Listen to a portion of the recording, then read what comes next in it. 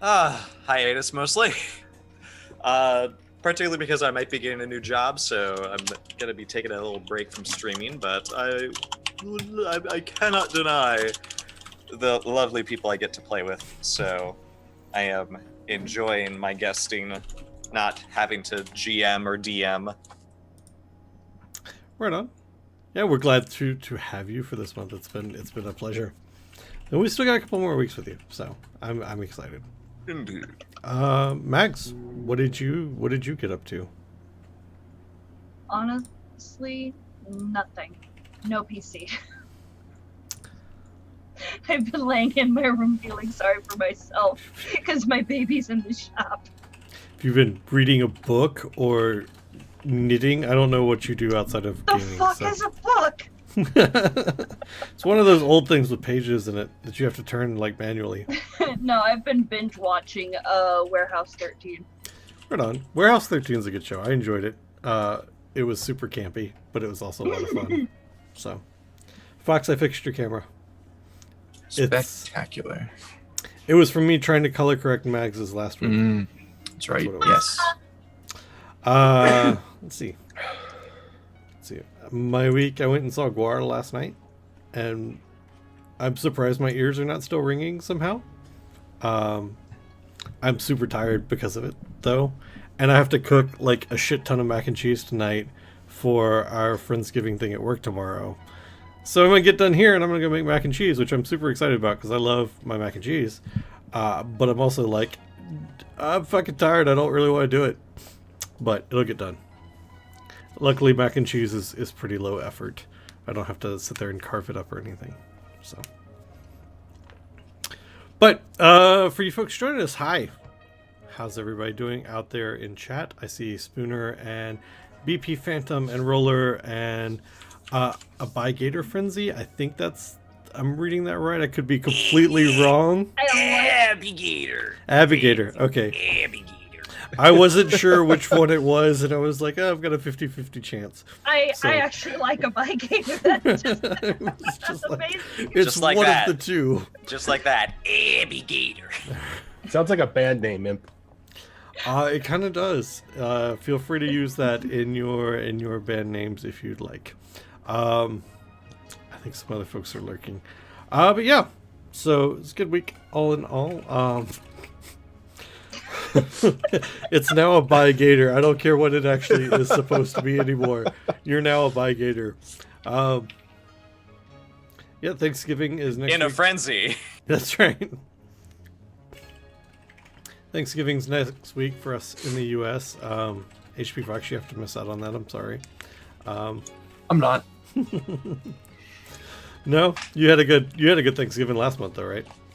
Or a month before? I mean, Thanksgiving isn't really a thing for me. Oh, fair enough. It's a small thing for me. It's mainly like I look forward to leftover turkey, and I'll use it as an excuse to eat a lot of good food. Yeah. But Yeah. other than that, it's Yeah. not really a thing. It's the one time of the year that I actually will cook stuffing and eat it, so I look forward to that. And then I look forward to like turkey chili leftovers later on, so I'm excited. But yeah, so we're checking out Mouse Guard this month, and 4 is joining us for that. And we are probably driving 4's character up the fucking wall, to be honest. Like, it's been a thing. It's like hurting. I want to say cats, but that doesn't feel right in the context of Mouse Guard. I think that'd be very dangerous if you were playing Weasels. Mouse Guard and trying to herd cats. So herding micelings. I don't know what baby mice are called other than maybe baby mice. Is there a term? Meese? No, that's not right. I don't know if there is a term for baby mice. Measlets? Measlets? Snake food? Snake food. You know, Pinkies, Spooner is suggesting. I'm very curious now if there's actually a technical term for baby mice. I think it actually is Mice pinkies. are- Is it? though. Is it Before they pinkies? get hair, anyway. They're born pinkies, and as they grow hair, they become fuzzies. They can be They're pups. actual You can children. call them pups, Pups? Okay. but they are generally known as pinkies. Okay. Or snake food. Shut your whore face. See? Well, when you go to a pet store and ask for pinkies, it's generally for snake food. So Yep. This is true. just saying. Horrible people. But so far, Mouse Guard has been forced character hurting baby mice because it's just been one thing after another. But it's been really fun and really entertaining, and I'm really enjoying it. So I'm ready to just jump back into it if you guys are. Yeah, so before that, Imp, you want to give us a rundown on what happened last week? We had dinner with the mayor of a town, and we began to escort this blacksmith mouse that's as big as a fucking tree, and who has a sword the size of him with him. Jeremy got some good history stories out of the mayor about a bronze sword, and impressed Quincy with his ability to get the mayor to talk about these things, I think. Mags broke a statue, or Ophelia A broke bust. a statue. Yeah, a bust. Ophelia I broke a bust. And wouldn't let me Stampeded go. downstairs for breakfast. Wouldn't let me go crash a party or a wedding gathering. As much as I tried, because I figured it was song and dance and stories. Issa made a flower crown for the mayor, if I remember correctly. Mm-hmm. And then we were escorting said large mouse down the road, and we came across an overturned cart and some mice crying out for help and a bullfrog, and Jeremy charged into what is soon to be a fray, and that's where we ended.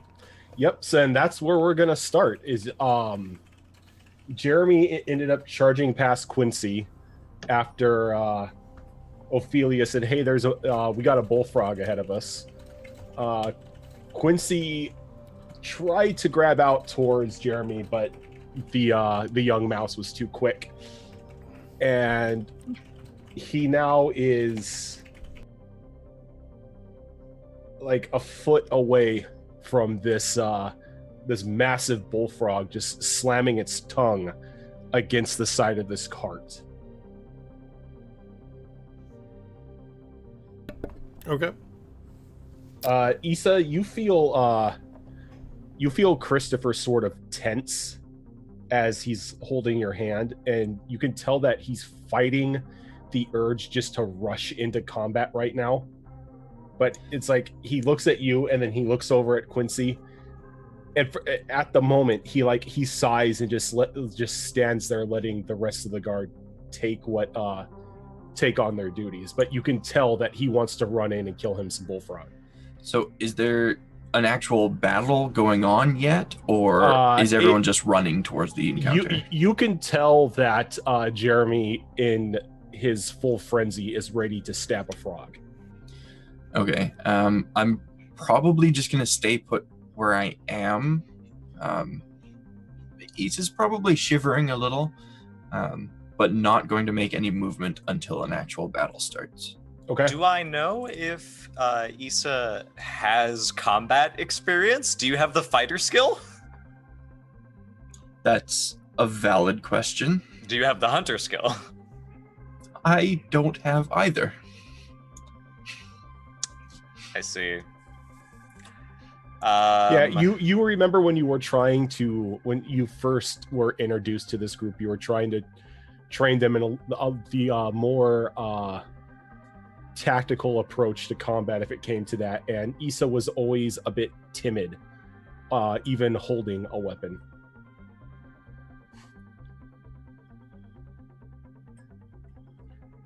So for the three of you who are not with Christopher and are chasing after a battle frenzied Jeremy who looks like he's about to charge into his death, we need to start setting combat up here. Yeah. And combat is a little different than normal I love it. in Mouse Guard. Where is it? There it is. So This conflict type is going to be a fight against an animal. So the test skills that you guys are going to use are fighter or hunter, and then you can add to the base of either your health or nature. Mhm. And that begins like forming your disposition. Let's see. Mice may only use nature as the base for disposition and conflict if the conflict is appropriate to their nature. Escaping, climbing, hiding, and foraging.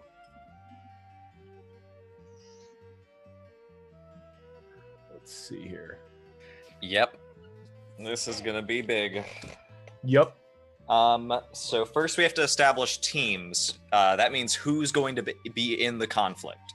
Yep. And so since there are 3 of you that are technically charging to this bullfrog, that would count as one team. That seemed like when I was reading was 3 is the base, is like the de facto team size. Yeah, for each volley, it's usually 3 actions per volley for each team. Mm-hmm. So if the Tenderpaw, Jeremy, and Quincy are the ones going in, then it's going to be a pretty easy way to teach the conflict. That would unfortunately mean that Issa unfortunately has to sit it out, but she's safe. That means she doesn't get any negative consequences from the conflict. Mm-hmm. We're the only ones who are held responsible. Yep. If everybody is okay with that, then we've formed a team. So, quick question before we get into the combat: do we need to do belief, goal, and instinct again for this session, or is that carried no? through? It's for the mission. Okay. Yeah. So every mission you go on, you have a belief, goal, and instinct. So you're still sticking to the same ones that you had before. Got it. I just wanted to make sure. All right. Some people in the chat know Quincy from another game, and they're asking me why Quincy. Why not? Why not is the correct answer. So right. do you want to do? Yeah, did you want to do disposition? Yeah, or do you want to do the goal next? Yeah. So everyone chooses a conflict goal, correct? I think each team makes a single goal. Each team picks a short-term or immediate goal they wish to accomplish as a result of the conflict. Conflict goals are similar to your character's session goal. Include a statement about your character as an action and a target. So I imagine the bullfrog's goal is something akin to, I will gobble up a mouse and then I will leave. Its goal is get in my belly right now. It doesn't care what, but it's hungry and it sees mice. It's true. Our goal, in that case, I propose, is to give this frog what for? a whipping. Thank you. and to teach it not to mess with mice and drive it away. So I would say, drive this frog away, teach it not to mess with mice ever again. Yeah, I think Jeremy can get behind that. That's kind of what he wants to do, is just say rush in and be the hero. Yeah, we don't necessarily and save need the to other kill mice. So yeah. Okay. So Laura, since you have experience in this, how does one generate disposition? It's so easy and simple and fast. First, we have to determine what conflict it is. It's a fight animal conflict. That means we have to use our fighter or hunter. Actually, our health or nature, because we need to start with a base. Do you guys remember when we made characters and you had to ask questions about your nature? Yep. Yeah, we're sort of doing that. We choose someone to roll for our disposition. This person is going to use their health or nature as a base. So if Quincy were to roll, I could use what's my health? My health is 4. So no matter what I roll next, I'm going to have at least 4 for my disposition. Disposition is sort of like the hit points of this conflict. And the goal of the conflict is to bring your opponent down to 0 while keeping as much of your original disposition as possible. So, if I have a base of 4, then I'm going to roll Hunter or Fighter in order to get some successes to add to my base. So it's sort of like you're going to be rolling for successes with your skill. You get helping dice as well. And you just pray that you get a lot of successes. Okay, so I guess we need to figure out, of the 3 of us, who has the Who's gonna highest roll? either nature or health to begin with. Yeah, I have 3 nature and 4 health. I've got 1 nature and 5 health. I have 4 nature and 6 health. Nature and 6 health. So that would give us a So base what- of 6. So we could start with a good base with you, Jeremy, because you have 5 health. Mm-hmm. But what's your fighter or hunter? My hunter is 3. I have no fighter. My fighter is 6. Damn. I'm bloodthirsty. That's pretty much was just Ophelia? like, yeah, that he's just gonna go in for. That's what he Yeah. does. I actually, yeah, Ophelia, what's yours? Her fighter is 2. Her fighter's not her strong suit. Oh boy. It's a Okay. healer. So I definitely think Jeremy should do this. Okay. Especially because you're the one going in first. It Yeah. looks like. All right, so I've got. Here's what you got to do. Okay. You're going to get helping dice from Quincy and Ophelia. So you add 2 to your 6 fighter. Okay. Do you have any traits that you want to spend on this, or do you want to save those for the actual fight? The only trait that I have is Sharp Tooth, and I think I want to save that for the fight in case I lose my weapon. Agreed. So So go ahead and roll 8 dice and add the successes to your health, and that will be your disposition. well, there Oh, we go. juicy. So 5 successes. and 5 health, so we've got a disposition of 10. 10. Starting off good. Damn, team 1. Okay, so I got to do the same thing for the bullfrog. You do. Team 1 has a good disposition here. Yeah. The great thing about animal nature, though, is you roll it for everything. Yep, they have an edge. So do we. Yar. Teamwork. That didn't Nope. do anything. That's because you typed it wrong. Slash a doodle. Oh, it's Slash slash before the R. R. I'm a professional strimmer. Do not mock me. But it's so easy. Oh god. I think we're okay. Rip Doot, doot, doot, Bullfrog. doot.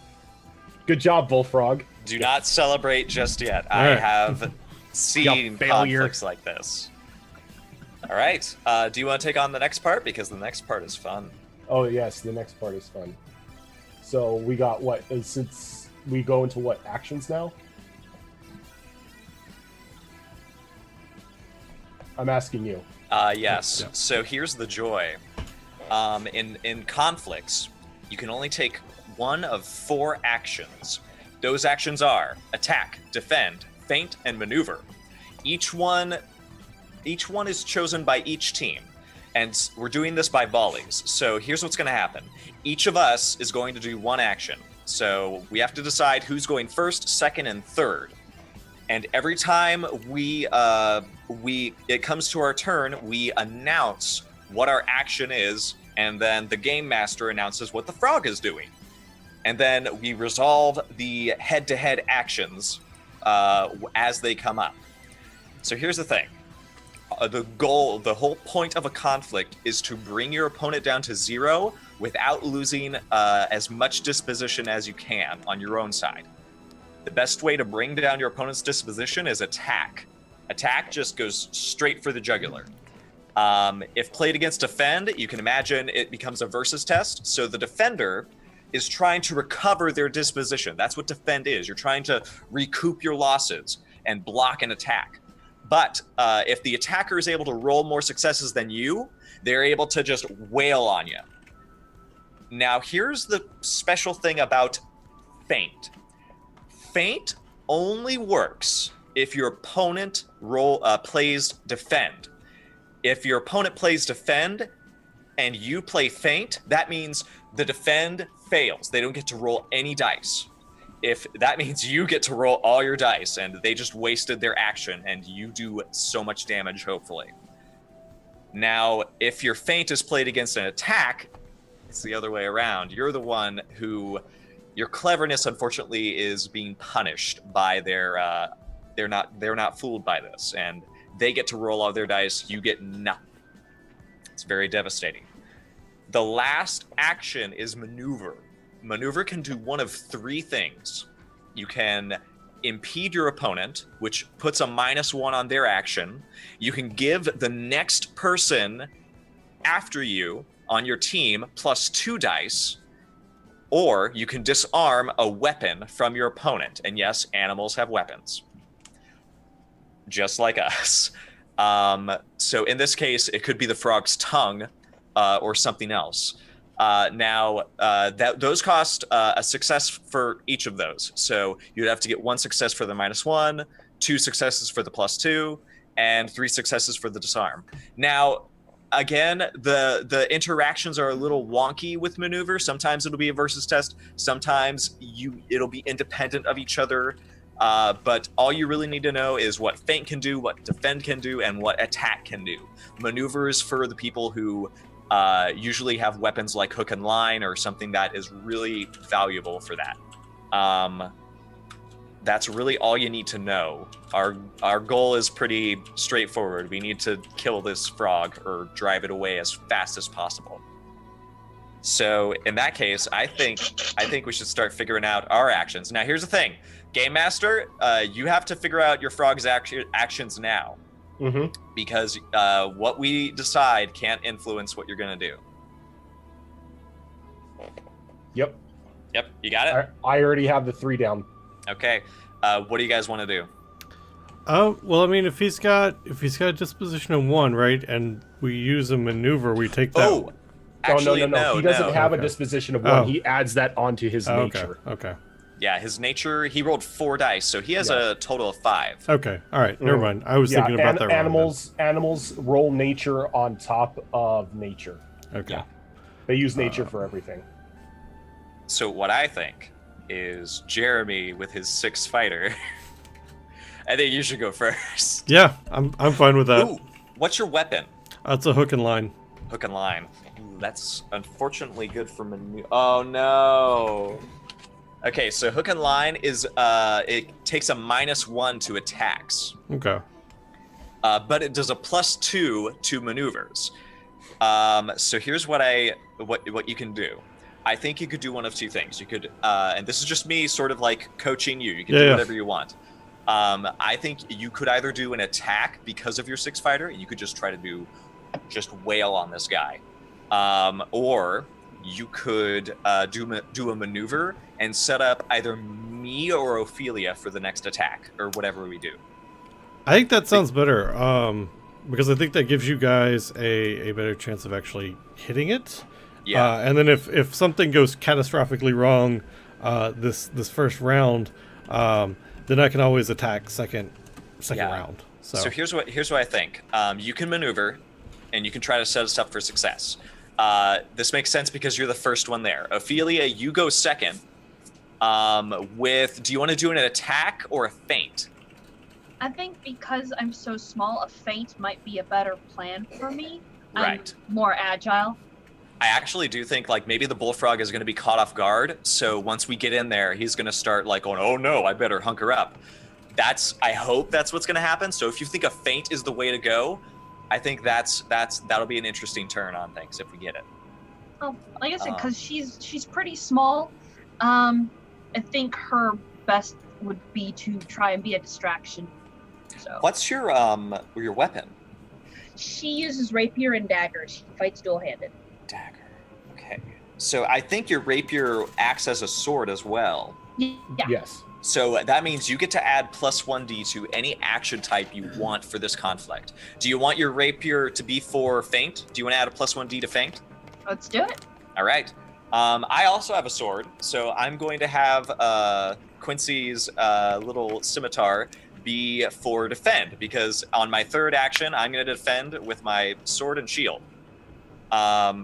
And that's our that's our stuff. We're ready to fight. All right, so we kick this off, and so you guys start off first, correct? Yep. Or Jeremy is it- rushes in there. All right.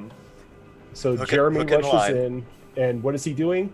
So I have the hook and line, and really what I want to do is like try to use it to maneuver around and like dodge the tongue, and trying to get back behind the bullfrog. Okay, so the bullfrog is attacking. Okay. So we are going to have to do a versus test here. Okay. And So so I'm rolling my fighter.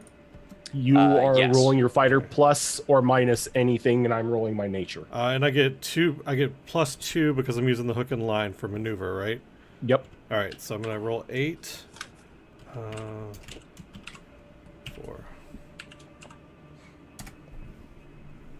and 5 successes.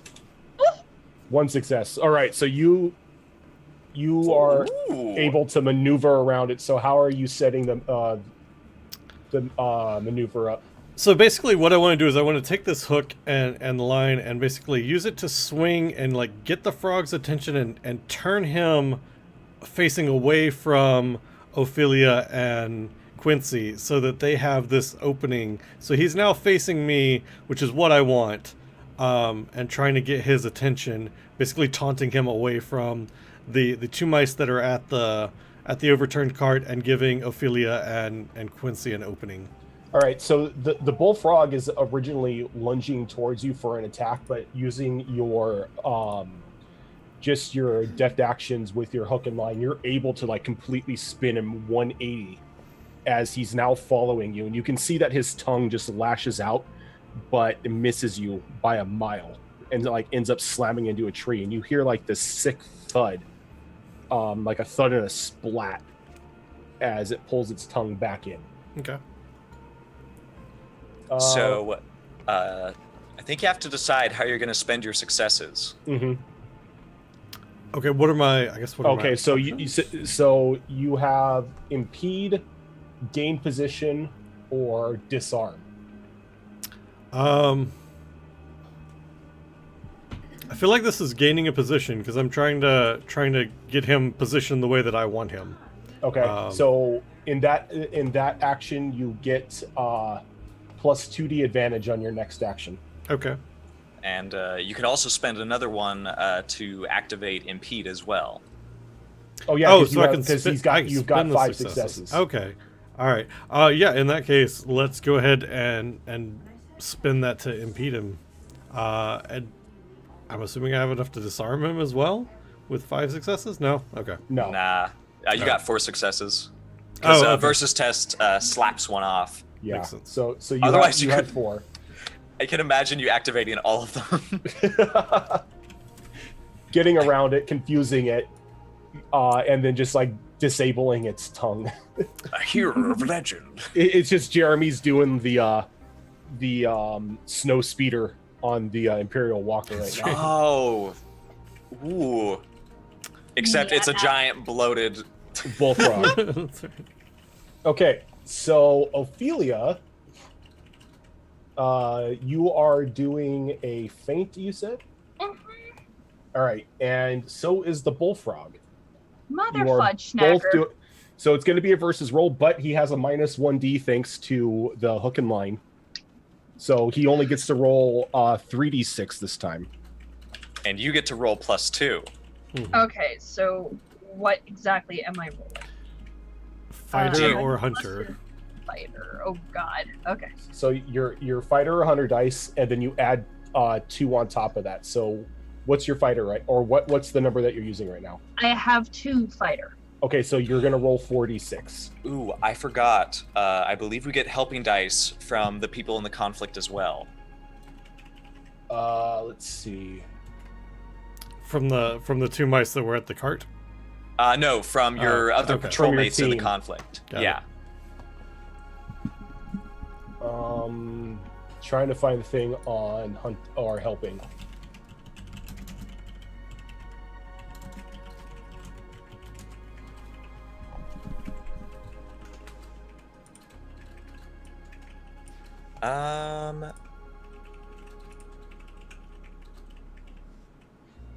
I believe so. Only two can help during a conflict. All right, where are you seeing that? What page? I'm actually only seeing it in a forum post Oh, okay. on the Burning Wheel forum. Okay. But yeah, I could give it another look-see. So does that mean you would be able to use one of the 2 dice to assist Ophelia's roll? She would get potentially. She would get the +2 from the gain position, as well as +2 helping dice from Quincy and Jeremy. And does this +2 always take? Is this like a constant effect, seeing as how there are 2 members or 2 additional members in the party? As long as we're only in the volley. Oh, okay, gotcha. So yeah, only in the volley. But otherwise, yes. All right. And then you also have the, I believe, 1D from your rapier. Mm-hmm. Okay. Rapier. What did I say? You don't want to know. Oh God. Tripping over my tongue. So you're playing a bullfrog. I can't blame you. Okay. So I think that's so the 2 additional and the 2 additional and the 1 additional So, on top of that. So you're rolling 7. Jeez Louise. Okay. So 76 greater than 4? Yep. Okay. Got it. Mm, mm, mm, mm.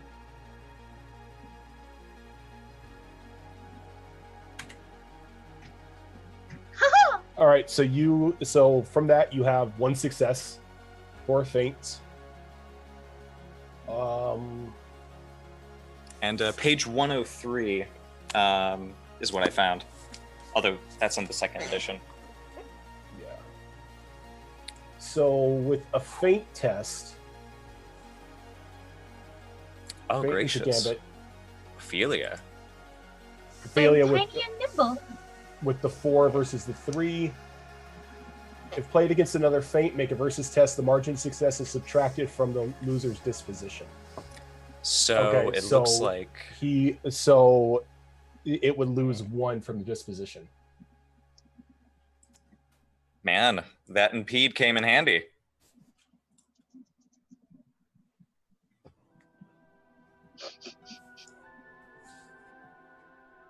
Yep, that impede did come in handy. All right. So who is next? Oh, it's 4. It's me. 4 number Quincy. 3. And the snake is defending this turn. The snake. Frog. No, Frog. no, it transformed into a snake. Oh God. The tongue is actually a snake. Don't give me ideas. Okay. All right, so well, these are independent tests from one another. yeah, I'm gonna do something crazy. I don't have lore mouse, so I'm just gonna beginner's luck it. Okay, so what are you doing? It's because I have beginner's luck. I just take half my will, and round it up, and then I just roll that with the skill. You roll that as So the skill? Okay. Yeah. So I have 2 helping dice. So I'm just gonna roll 5 dice because we're at full health anyways. Oh no, Froggo. 0 successes. Okay. I actually want to so- know, for Ophelia, what did you do during this feint? Oh yeah, we didn't get a description of how you fainted it. Yeah, I get so caught up in the mechanics. So, as she was running in, I'm not going to do it because it would be really, really loud and I would probably break my microphone. But she skids in doing a warrior Princess Xena scream.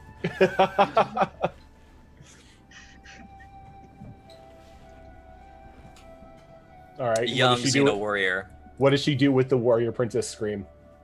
Since you're like going in for that poke.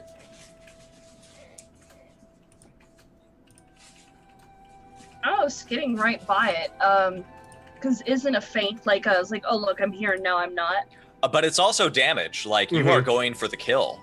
Oh, okay. Yeah. So like you could have done like a drive-by like butt poking or something to it. Basically, yes. Just like a really quick like shing shing and out. Yeah. There you go. There you go. Nicely. So 'Cause you usually when I hear of a feint, I'm like, okay, handful of sand and poof, I'm gone. pocket sand. Pocket sand. So you go to run up and you slide right as it kicks up on its front legs and does like a mule kick with the back ones, and you just end up slicing just like a part of the leg as you go underneath it, Ooh. There you go. and like you just see like its little frog blood just like splat out on the floor. I'm gonna have Quincy run over in front of the cart to sort of stand guard by these terrified mice. And he's just in a very timid voice say, "Ah, patrol mice! Hello, mouse guard! Frog! Jeremy, kill it! Issa, you stay away!" Issa,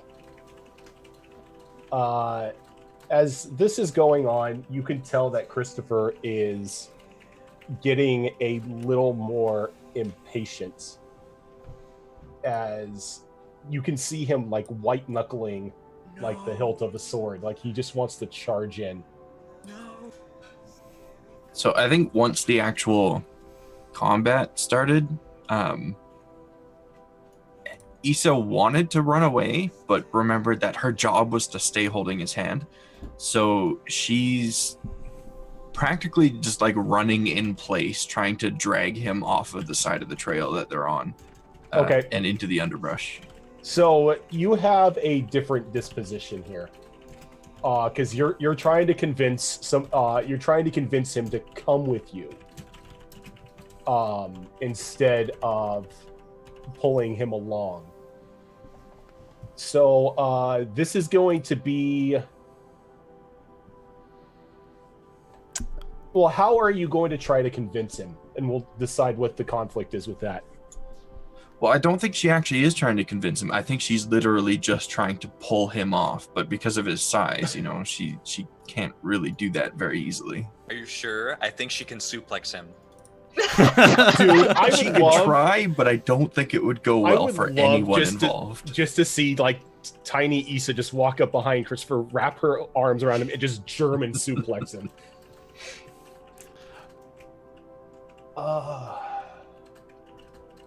Give him the smolder. You know what? Let's. I guess this could be a negotiation. How does that work? How does a negotiation So work? you're gonna do your your will to roll to the base for the disposition. Oh, you're Okay. in your own conflict. Yeah. And he will do the same thing. So it'll be a success versus success thing here. Well, you have to go to your base, I believe. Hold on. Or is it different for negotiations? It's the same mechanic. So you're gonna have your will as a base. So what is your will? HP? 4. 4, not bad. And what is your haggler? Do you think maybe it would be an argument instead? Yeah, you know what? Yeah, it would be an argument because Christopher wants to run in the battle, and she's like, "No, you got to come along. I have a job to do." It's my job. What's your persuader? 0. All right. Oh, Then boy. you're going to be learning persuader. Go ahead and roll half your will, and then add the successes to your will. Okay. Oh boy.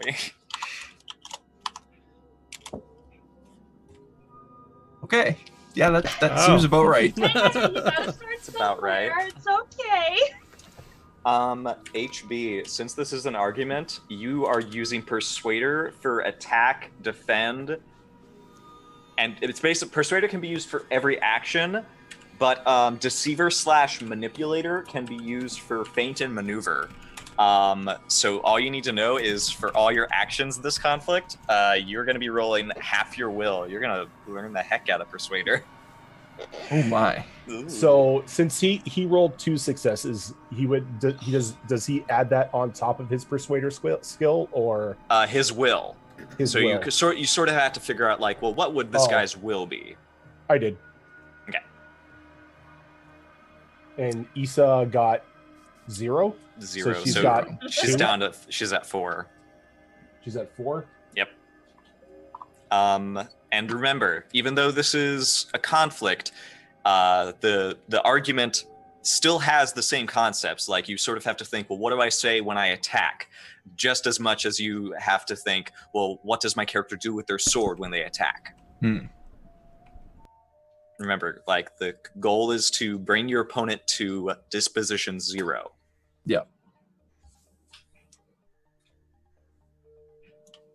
All right. So I've got my 3 down. So this is all you. You got no help. 3 faint. You can do it. 3 faint. You can do it. So am I doing another roll here of Yeah. of So, my like, So will this now, is right? this is will now. You're choosing your actions. So Okay. you have to choose 3 actions that you're going to do for this initial start of the argument. So basically you're trying to tug him along, Mhm. but he's not going with you. So you probably have to do something like, well, come on, we have to go. And that could be an attack. Or you could say, it's very dangerous. The toad might hurt us. It was our orders. That could be defend. Okay. Or it could be, like with feint, you could say, well, don't you want to protect me? To catch him off guard. Or with maneuver, you could say, there's some cover over here. We can maybe get the jump on him if he comes over here or something like that. Okay. So you kind of decide what 3 actions you're going to take for this volley. Okay. I think I got it. Okay, you got it? Hopefully. All right. I'm cheering for So what are you doing, Fox? So I think my first action will be a maneuver.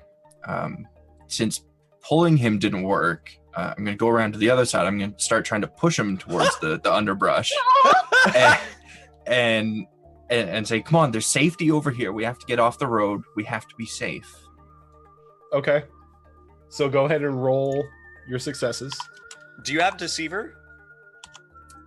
No, Oh, no! not a chance. Okay. Yeah, you're just rolling 2 dice for all of these. Rip. Oh, nice. Oh! 2 successes. So he hears you and he looks over at you with a grunt. And he brings the sword down, like slams it on the ground. He's like, the enemy is right there. I can just easily dive in and cleave it in half in one blow. Why should we try to catch it from the side? And he's using attack. So this is since you're Independent. he used a maneuver, right? Yeah, so I yeah. used Oh no, maneuver, it's an yeah. attack. Yeah, it's versus. Yeah, so my bad. it's versus. So I'm he scared has to for you. roll his persuader and his will. No, just his persuader. Just his persuader. Okay. Which Or would if be he doesn't have persuader, then he rolls half his will. half the will. Yeah, okay. Persuader's not that great, seeing as he has none. So he rolls half his will. Yep, you're both learning.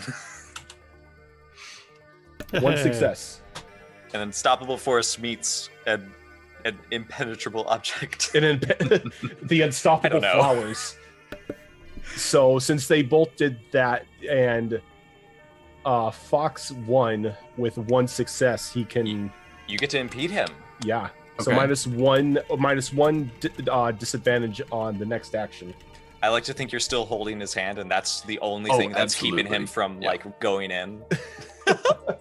Now, does he lose any disposition for that? No, the only Okay. things that can do damage is attack and feint. Gotcha. All right, so Ophelia, you're Issa. you're slowly starting to push him, but he's still resisting your charms to get him into the bush. So you said he stuck his sword into the ground, right? Well, he kind of like slammed it in the ground to where the blade left an indentation into it, kind of like he was getting ready to charge. Okay, so for this action, I'm going to do an attack. And for that, I'm going to take out my sewing needle thing, and I'm going to stick it in the ground in front of him. So it's like directly in his path.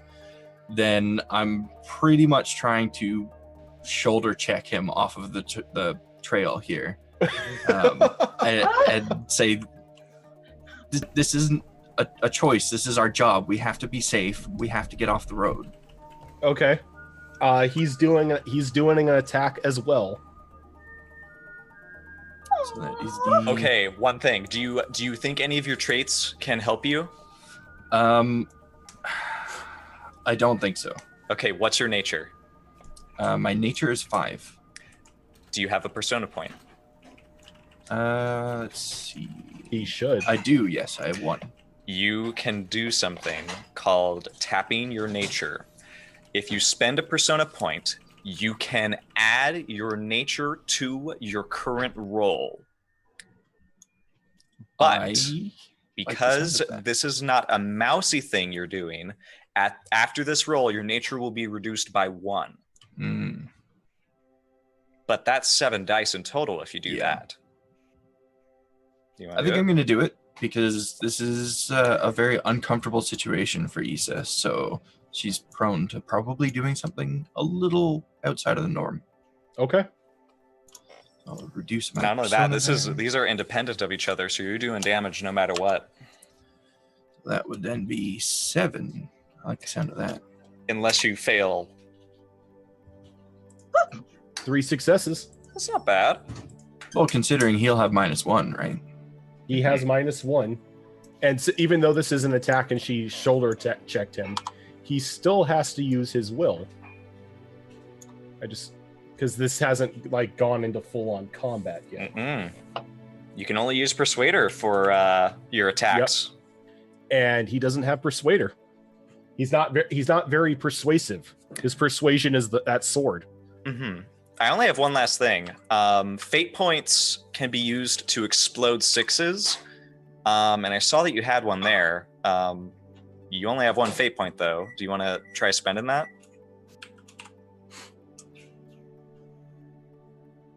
Is that for Rojan or me? That's for you. For Means- you. It So- means you get to roll another dice. Another dice. No, I think I'm good Okay. Okay. for now. So you throw that needle down in front of him, and he looks at you as you just fly up and like shoulder, like you throw your like tiny mouse form into his, trying to check him into the bush. And he kind of tries to brace for it, but like understanding what you're trying to do, but he doesn't like the way you're going about it. So he's actually going to lose. These are independent, correct? Yes. So we're doing damage to one another. Yeah, so he loses 3 and you lose 2. So you're both at 2 now. And he stumbles back a bit towards the brush, and you're kind of surprised with yourself, seeing the fact that you just moved somebody this large. But it also looks like he's kind of gotten a little frustrated at your actions. So actually, you know what? He only got to roll 1 dice this time, so he only gets 1 success. So he's at 1. So Issa, what are you doing for your third one? Geez. I think maybe. I think a feint. Yeah, it's a little strange. So I think what she's gonna do, since she's already kind of in a position that's outside of her comfort zone, she's gonna roll with that a little bit. Oh no. She's going to pull her needle out of the ground and move past him like she's going off the road. But as she moves by, she's going to tap the back of his knees with the needle. So he kind of loses his ground a little bit and then try and pull him off the trail as she goes by. Okay. Get him.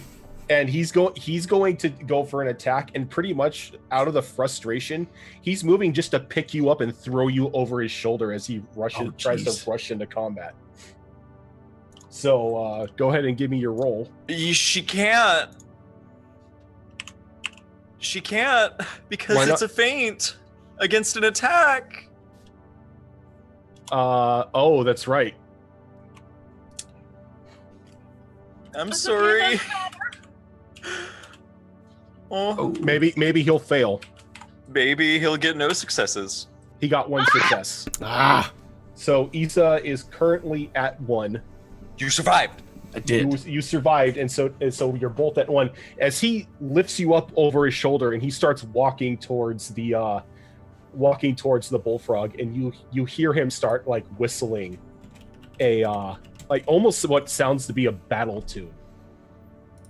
Okay, this is actually a good position for me for the next. For the next one. Round So of moves, that so. was the volley. So second volley for both people or both groups are going to happen at once. I have a question here. So since Christopher currently has her over his shoulder, and Yeah. he's starting to walk towards it, and he's got a confrontation going on with her, he technically can't enter into the confrontation with the bullfrog, correct? Not until that one is resolved. Okay. So, like, the way I see it then is he's walking down there, but Issa's kicking her legs and kind of like throwing him off balance, so he really can't get like a charge in. So we're gonna go Oh, yeah. back up to the bullfrog and and those fighting him. Well, you have to stay in the same order, by the way. Yep. okay. So, Jeremy, you're first. All right. We're doing well. Yeah, I think at this time, instead of trying to maneuver him or anything, I think I'm just gonna go for an attack. Juicy. I've already got his attention. He's already kind of paying attention to me. We don't need to maneuver. He's not paying attention to the cart and the other mice anymore. So I think it's just time to just kind of go in for an attack this time. And the bullfrog is doing the exact same thing That's rude. as he again just lashes his tongue out towards you. All right, so this time, all right, so I get 2 extra dice from Quincy and Ophelia being there, right? Just 2 dice. Just so 2 plus dice. 2. Okay, so plus 2 Um, from that. I get my Minus 6, 1 because of your hook and my line. hook and line. So I get 7 dice total. Is that right? And unless you want to use your sharp tooth now. No, I think I'm gonna hang on to that still. So all right, so 7. Okay. Okay.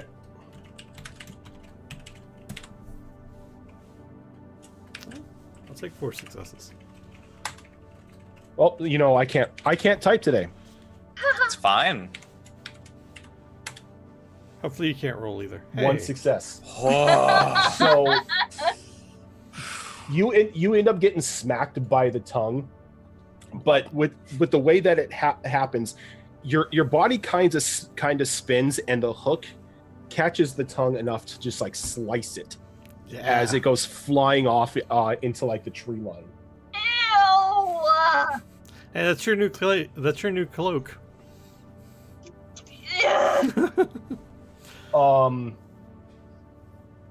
And the frog is reduced to 0 now. So the frog is technically defeated. So what happens is Jeremy like catches that hook in the frog's tongue and like pulls, severing some of it, and the frog just kind of goes, "Well, this isn't worth it," and takes off. Or what, how does that happen? This is when we do a compromise, I guess. Mm-hmm. So at the end of every conflict, we assess what the loser gets, if anything at all. How much disposition did we lose in total? 1. 1. So that is a tiny, minor compromise that we have to grant the frog, technically. Okay. This means that the majority of our goal is accomplished. We drive away the frog, and the mice are safe, I believe. Okay. If it was a major compromise, we might have to give up some of our goal. But thankfully, that will not Yep. happen. You had So- 10. You start off with 10 and you ended with 9. Oh man, that's beautiful. So Let's see. So what are we doing now?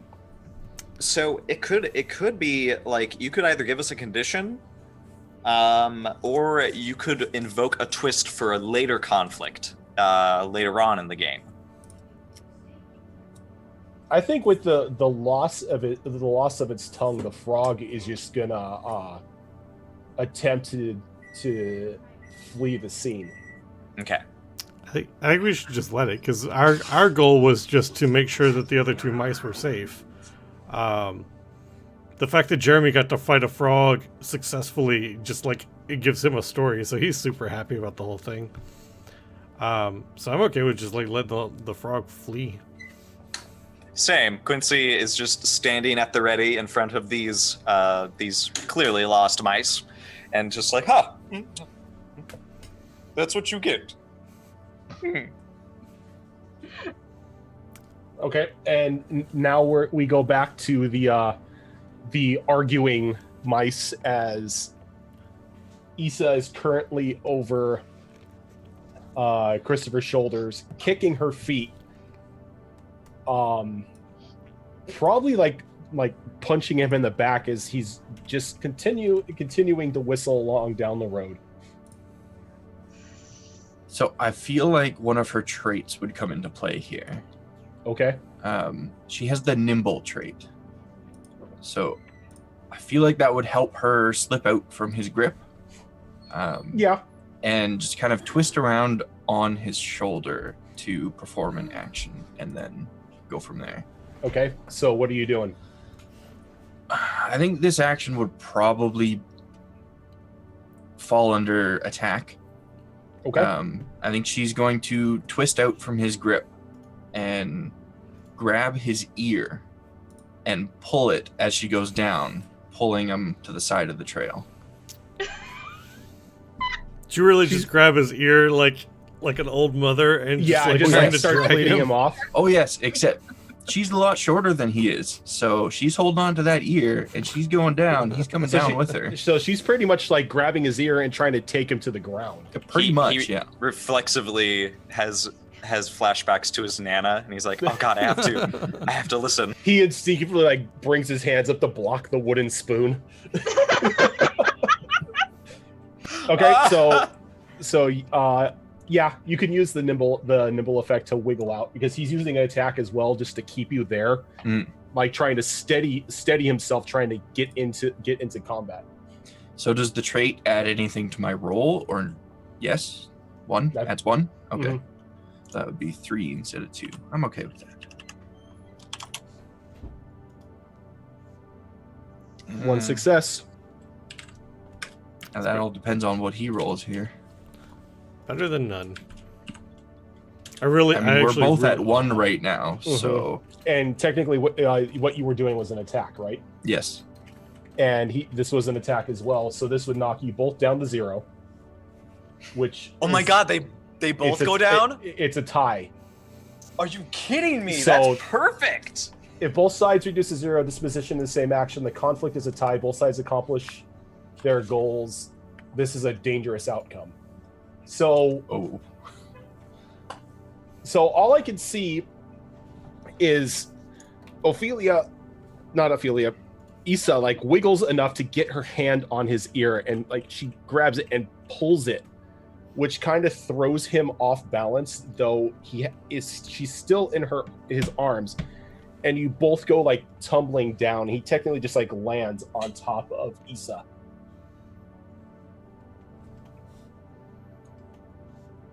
Is that what we find when we come back? Pretty much you see the frog bounding off, and then you hear Christopher cry out in surprise, and then there's a loud thud as his sword hits the ground. And when you turn, you find that like him and Issa are like tangled up rather weirdly, to where like his arm is kind of like pinning her to the ground right now. I like to think she's still holding his hand. Yeah, I think Jeremy. Yeah, it's like she's got one hand on his, and she's got the other one on the ear. So it's like she has him like in some like weird looking like submission hold at the moment. I think Jeremy's too busy like cheering and talking shit to the frog as it like bounds off to have noticed this. What about Ophelia? Ophelia's not sure what to think. She's half tempted to run up and kick him in the knee, tell him to not be a bully. Oh, but from the looks of it, it looks like Issa is the one being the bully, because she's got him. His arm is sort of twisted because she's holding onto his hand, and she's grabbing the ear. I realized that, but Issa is so sweet and innocent. She would never. Never, no. No, Issa kind of looks flustered right now. As Christopher's like, okay, just let go of the ear. Let go of the ear. And she will, but not let go of his hand. I have a job to do. Ophelia, please make sure they don't fight anymore. I got some citizens to calm down. It's like he gets up and he helps Issa up and he dusts himself off, and he almost gives you like not really a look of frustration, but a look of respect that you are able to take him down. And I think It's like you can tell that this isn't something that normally happens with him. I think seeing that, Issa's just gonna just look at her feet and very obviously blush and just kind of mutter, "I'm sorry." So I think once Jeremy has stopped taunting the frog, and he runs over to and gets caught up on everything, he's gonna open the book that he has to the page where he wrote down Issa the handholder earlier, and he's gonna scratch out handholder and write Issa the puller of ears with a big like exclamation point.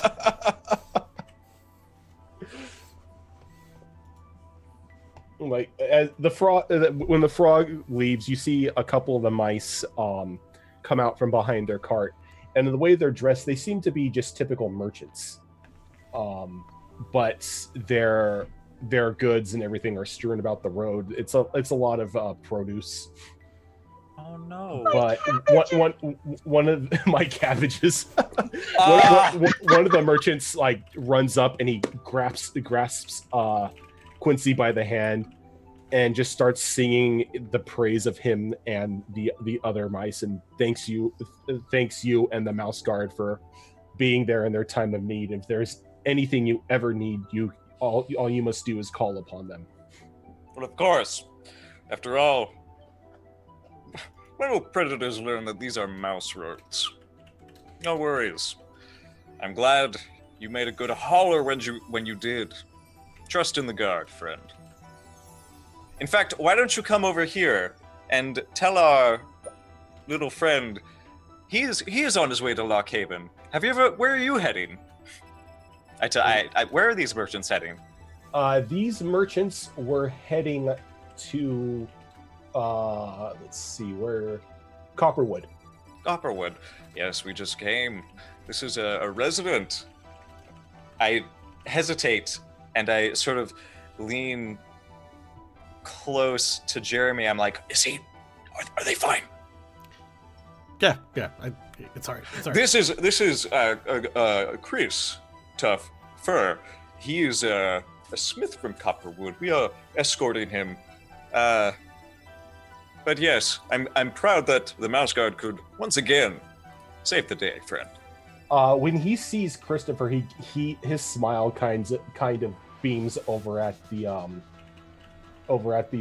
young mouse, and he kind of gives Quincy an elbow, like, I see that the guard was finally able to recruit the Fox Slayer.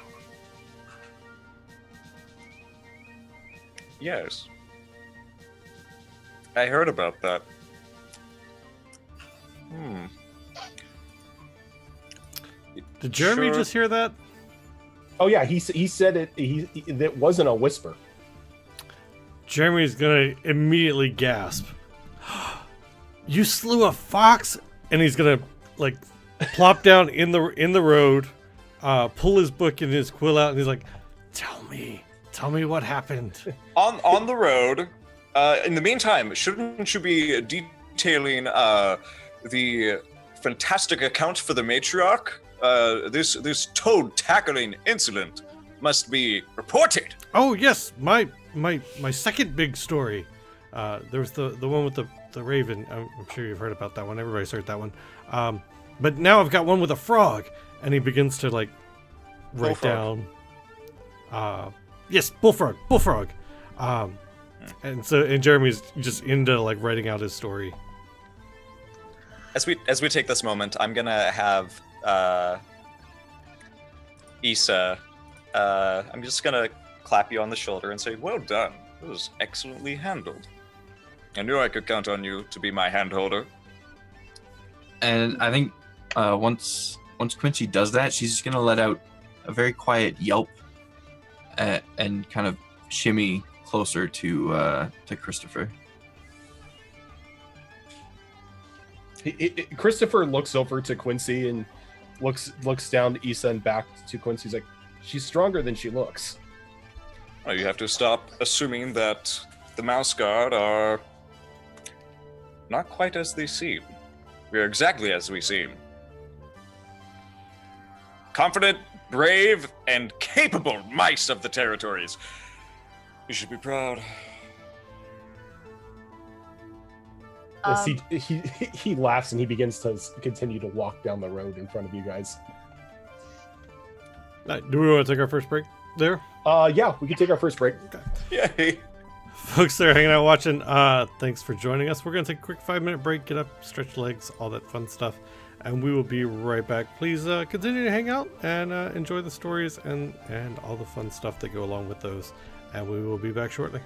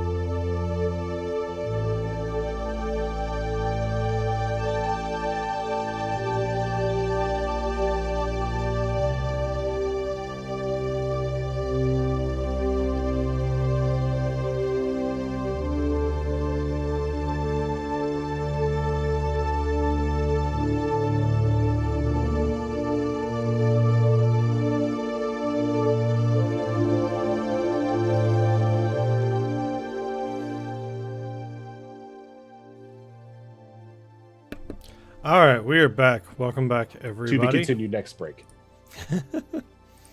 I feel like there's some side show going on because I missed everything that's said during the break. It's just me ranting about the encoding issues I'm running into with Fair Destiny 2. All right, so we are back, and the frog has been chased off, and Jeremy is jotting down his tale of heroism, which he's not embellishing at all. There were definitely 4 frogs there. More like Harrow-isham. There were 4 frogs there, and he took them out all right. in one swing. He did. I saw it. He hooked his hook from his hook and line onto a branch from the tree, and he swung on it, and he just kicked into them, and they all went flying. And then And that's what happened. And then Mouse Albert Einstein came out of the bushes and gave him a high five. And that's what happened. And that's the way the story is told. Well, just for the sake of everyone else hearing, because I explained it to Rojan, Ophelia is running off to go find that mouse, the bullfrog tongue. The mouse tongue. What exactly were you doing on the break? What did I miss? Nothing. I'm gonna go get a bullfrog tongue. You're So back. it's not that hard to find. You walk right in through the tree line, and it's just laying right there, and there's some dirt and branches on it, but Well- it's probably a good 2 feet of tongue that got Nice. cut. Well, what she's gonna That do is is she's Long going to tongue. she's gonna scrape up some dirt and pack it on there so it doesn't lose its moisture, and roll it up into a bit of cheesecloth and stick it in her satchel. Okay. That's her new cloak. It's No, her new it's not. cloak. It's like she comes back and she's fashioned it into a cloak on her, and she's just wearing it. So who did we have roll the last time? That was Ophelia, right? I think so. Wait, what did For we roll? the Pathfinder check or the Scout check? Uh, Because she scouted. Just for Yeah. for an encounter. Yeah, it was Ophelia who did it. So you guys continue on through the rest of the day. Nothing big happens. You come across a couple other mice who are traveling the opposite way on the road, but no more bullfrogs or any other predators show themselves to you at this time. Though due to the little altercation that happened, the reluctancy of Christopher from having to hold Issa's hand has kind of gone away, as he seems to now be willingly holding it. Oh. Seeing as how he sort of gained more respect for her, as she's not as timid as he originally thought.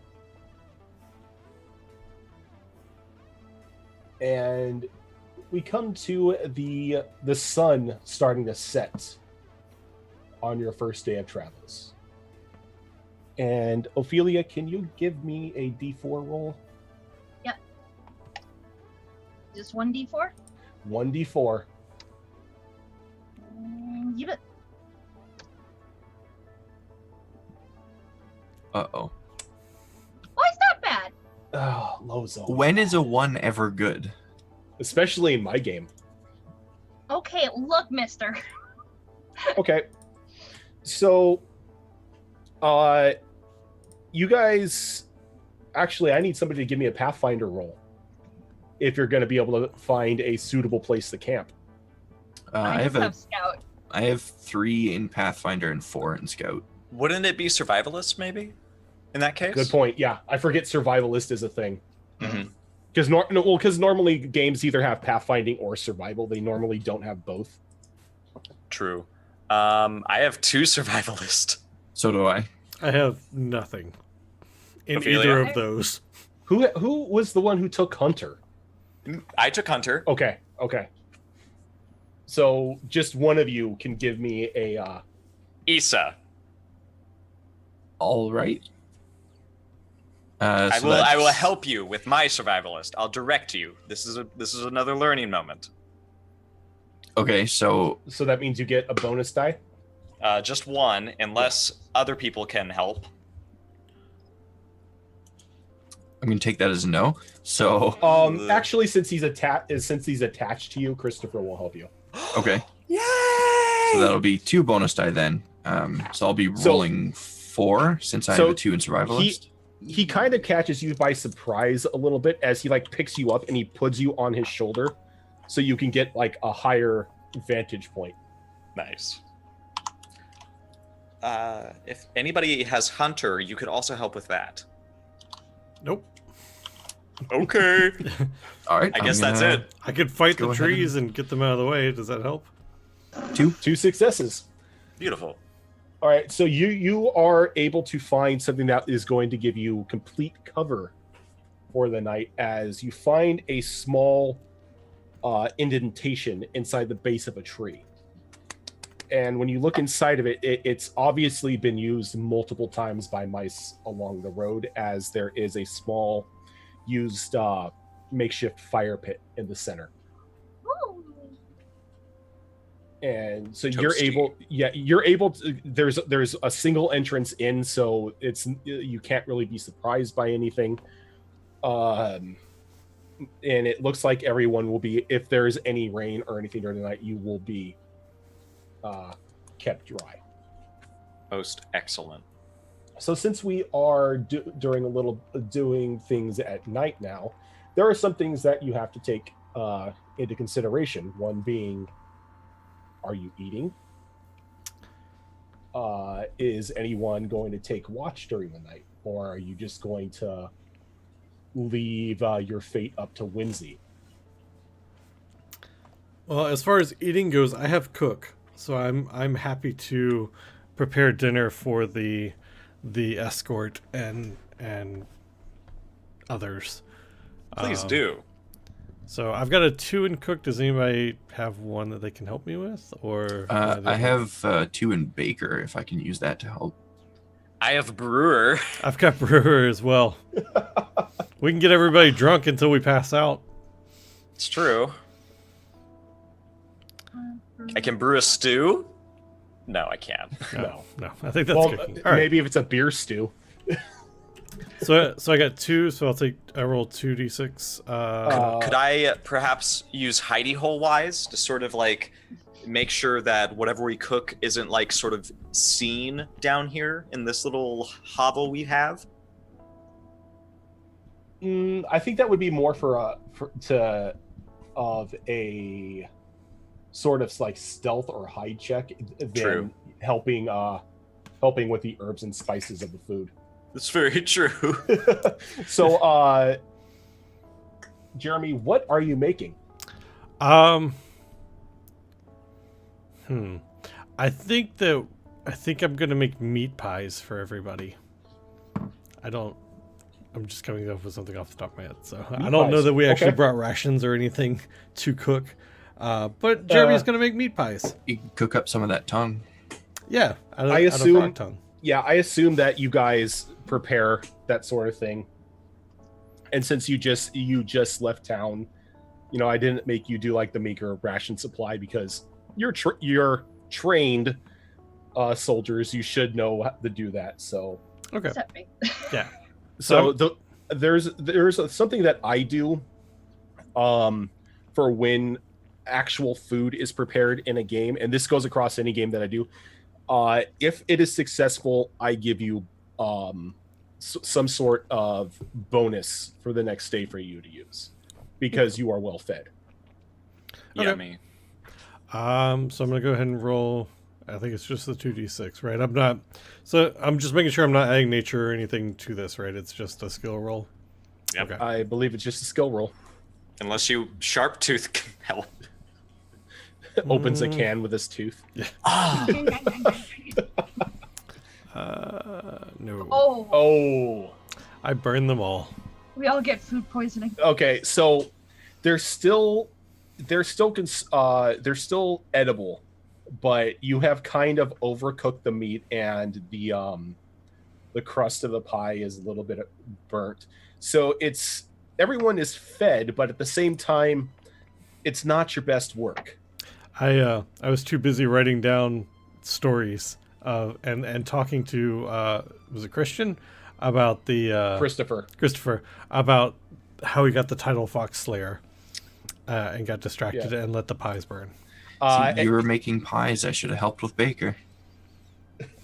Too late now. So Christopher tells you that he'll tell you the tale before you head to bed. Like, now is the time to eat and relax after a long day's travel. Well, I was thinking that's like why why the food got burned was because I was busy talking to Christopher about the story. He regales you and everyone of the tale. It only happened last year, and it was during one of the celebrations in Copperwood. He was out in the sort of the forest with his sister, gathering berries for a pie his mother was making when they were set upon two foxes. What kind of pie?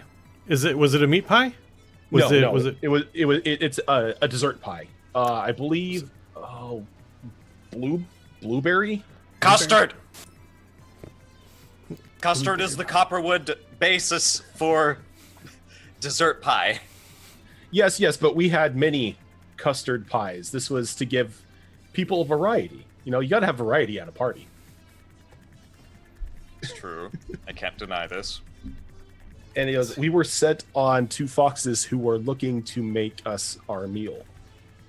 Instinctively, we began to run, as we mice do in situations like this, but she ended up tripping over a branch. What kind of branch was it? A wood one. I don't know. I'm not really one to tell you the difference between trees. If you're gonna be a good storyteller, you have to include these details, even if it means making them up. And he's like if you scratching embellish down in his journal. the tree branch that she trips over, I'm going to stop reading your story. I want to know if it was an oak branch, if it was a maple branch. Like those details are important. Maybe a maple branch. All right, maple. Here's the bigger I'm just factor. guessing. Was it? Did it have leftover leaves on it? Were they dead, like corpses in winter? It was a dead branch. Or bleached white, like it was a dead bones. See, this is how you embellish, Christopher.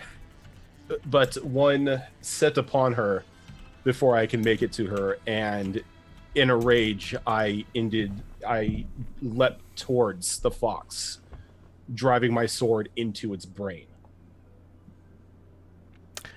Did it glint in the sunlight as you charged forward? Is that accurate? Couldn't really tell you. I was trying to save my sister, but sure, add that in if you want. Well, there was sunlight, right? Well, yes. Okay, so it glinted in the morning sunlight, evening sunlight, as you charged forward, blade drawn, diving headlong towards the predator, who sought to make you his meal. He's no, talking about not me. It's Mill, my sister. Oh, as he sought to make her his meal, and What was your sister's name? My sister's name is Sadie. As he sought to make Sadie his meal. Yes, and he'll close the book as Christopher finishes the story and realize, oh, pies. That's right. I was cooking, and he'll rush over to the fire and like pull them out. I'm assuming he has like a pan or something. He's not reaching in with his bare hands. Yeah, he pulls it out, and you could tell that they're a little singed. These might be a little overdone, but they'll still be good. I got a good story too. He's like, do you want to see something really cool? Is it a pie? No, it's not a pie. As he goes through his bag, and he pulls out this roll of fox fur, and he unravels it, and it's a blanket. That's awesome. You got a trophy to go along with your story. That's amazing. I wish I had a trophy to go along with my 4 frog kills. Didn't you get the tongue? Someone No. else picked it up. And he's like giving Ophelia the side eye. I'm just giving the big grin like Slowpoke. That's why you heard them call me the fox killer on the road. That's awesome. And I got a new story. This is amazing. This is the best day ever. I got to fight a frog. I got to hear a story and Four frogs. 4 frogs. And I got to hear a story about you fighting 4 foxes, and I got to bake pies. This is the best day. Yes, I'm certain you'll be the most colorful smith that we've had in Lockhaven. Well, since we're this far out in the road, maybe I should tell you the truth. Yeah. And if Ophelia Espionage. is immediately like, you lied to Subversion. This will be a good story. What's going on? He points I to knew it. it! He's like, do not put this in the story. Oh, well, that's no fun. Since you are my guards, I should have you know that I am not going to Lockhaven to join the Smiths. I am actually going to join the guard. Well, that makes sense. But let me see here. Why would somebody looking- who's slain a fox just be a smith? That's silly. Trying to find your Letter. no, not. Oh wait, I have the letter. I don't even have to go through this paper. dun dun dun. I can just go through here. Because I was specifically recruited by Captain Arabelle. After word reached her of my slaying of the fox. Her I family, put a hand on Quincy's shoulder. my family and her. Slow breaths, slow like- breaths. Her. You okay there, Cap? Do not call me Cap! Where is your proof? Am I being interrogated now? Well, yes, now you are, because the guard captain cannot simply demand someone join the guard. That's not how it works. It wasn't a demand. It was an invitation. Where is the invitation? Rummages through his pack and he hands you like a very intricate and precisely written letter in Arabelle's own handwriting. I wipe my ass with it. No, I don't. She mentions that I will be perfect to serve in the Mouse Guard in the Wild Country. What?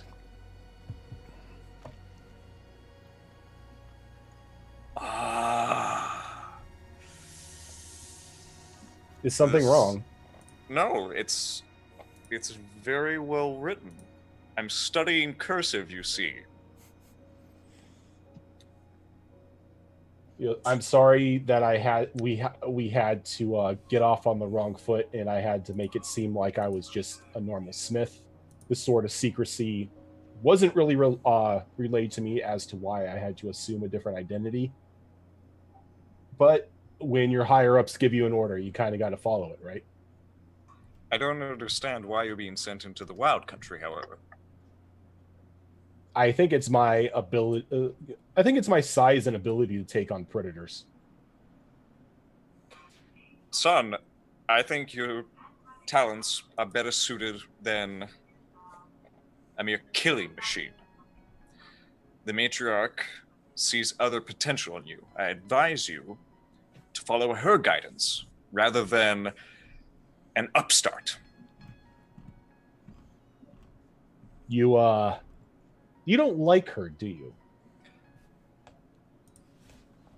She has a different tact than I do. Yeah, she seems to be a little more brunt and to the point. But Doing what we did back there with the toad wasn't blunt and to the point. No, there was more tact to it. You actually employed strategy. She seems to like it when I just rush down things and cut them to ribbons. Yeah, but that's how things get killed, not things you're trying to kill. I mean, what can I say? My size, I'm, as you say, the perfect killing machine.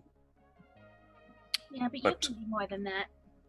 We've seen it. Your family has seen it. That's why your family thinks you left. What will you tell them?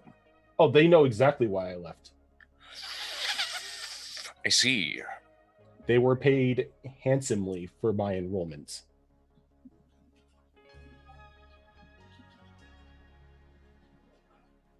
Well, now it's more imperative that you seek different objectives in your life besides. I will tell you, there is an honor in wearing this cloak, in earning this cloak. But I can tell that you would make a far better armorer than a mouse guard. Wait, did you just tell him that he would make a better armorer than a mouse guard? Yes. Ooh. He goes, "You've never seen me fight or employ any of my other skills. Are you assuming, based on my upbringing and my class, that I am only in a servant position?" No, I am assuming by the handle of your nature. The weapon you have there could rival the Black Axe of all things. Surely you know of it. Doesn't ring a bell. I'm gonna educate this fucker. But besides that, Wait. The black axe that the Black Axe. it He has says he doesn't know it. it has a name. There's a story there. What's the story? Tell him the story. You don't And I know the just wanna- story. I of course I know it. I want him to make sure he knows it. The Black Axe is the most fabled weapon of all mice legend. The mouse who wielded it could foul wolves of all things. It's what ended the Winter War with Rampal from the West. For some reason, I have a gravelly voice. He's whispering about it under his breath. Christopher, I see legends in your craft. I would rather you make a weapon that lasts a lifetime than become one yourself and die that way. That is what Erebor is offering you. The matriarch sees the whole picture. She sees the territories as a whole, not this wild country you are being sent off to. And I don't beg of I you. have a say in it? You do, and I am imploring you to choose differently. I have a natural talent for fighting, as well as smithing. Though I do not want to spend my life in a forge making weapons for others when I can make them for myself and use them in my own adventures. Maybe if I were a mouse of a smaller stature, like my grandfather. But with the path that life has given me, the size of my body, and the strength of my blade, I am more suited to be a weapon than make weapons. That is a destructive path you have chosen. And I hope it makes your mother and your sister proud. Keeps them fed.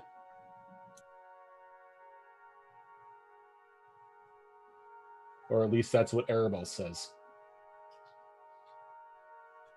Was there a reason that they needed this money? Please. You're from Copperwood. You know how us lower class are treated. We don't get the fancy parties that you upper class mice seem to attend on a daily basis. We were struggling. And when my clash with the fox happened and the mouse guard caught word of it, it was the perfect opportunity to ensure safety. So of course I'm going to take it. If I'm to be a killing machine in order for my family and others to live, then so be it.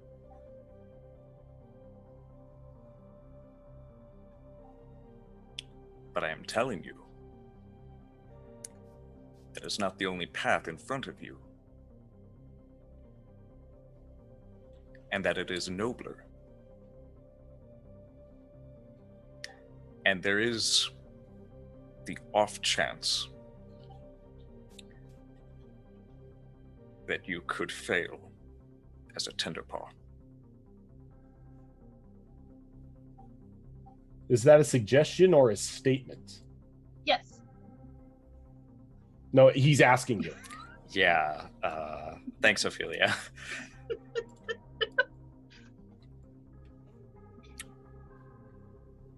To be fair, you have strength,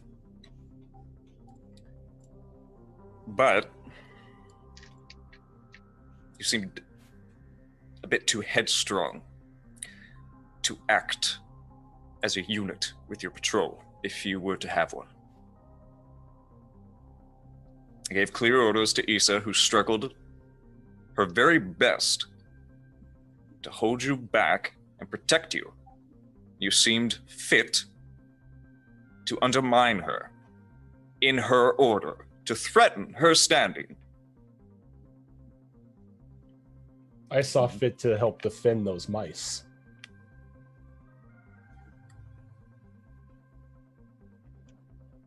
The Mouse Guard is not about an individual's choice. We take an oath. If you cannot uphold that oath, you will not earn that cloak. But you can use those paws to outfit those who can. And I'm certain, even if you do not arm yourself with a cloak of the Mouse Guard, you can rise to the defense of Lockhaven when she needs it. I haven't taken the oath yet. I have no oath to uphold. My oath right now is my own. No, it's not. You're under contract. You have been bought. And it's your job to make sure that this bought product reaches Arabelle. No. My orders are to get you to Lockhaven. See that you stand before the matriarch. Where you go next, I cannot bid you to do what you do not wish. But I warn you that Arabelle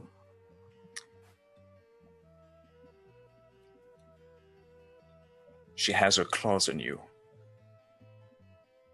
And she will use them.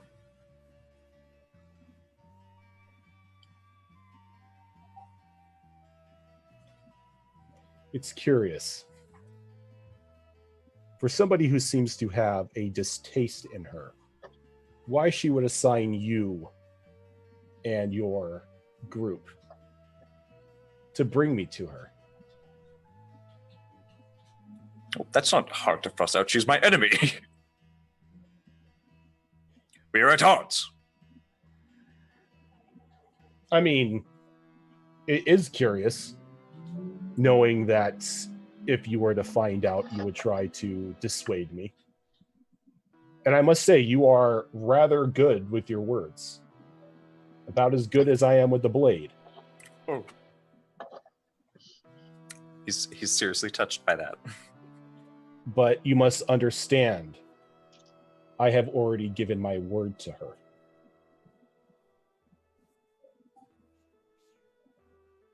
As you said, a contract is made. And what honor do I have if I go back on a contract?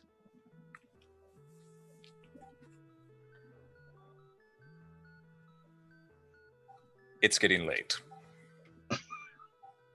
This is something to be discussed, possibly with Arabelle present, as well as the matriarch.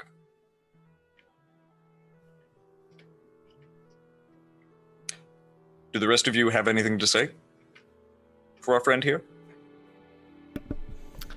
This is going to make a great story. Christopher kind of like shoots you like a warning glance. Or not. That's fine too, I guess. I'll just be over here writing some other unrelated story then.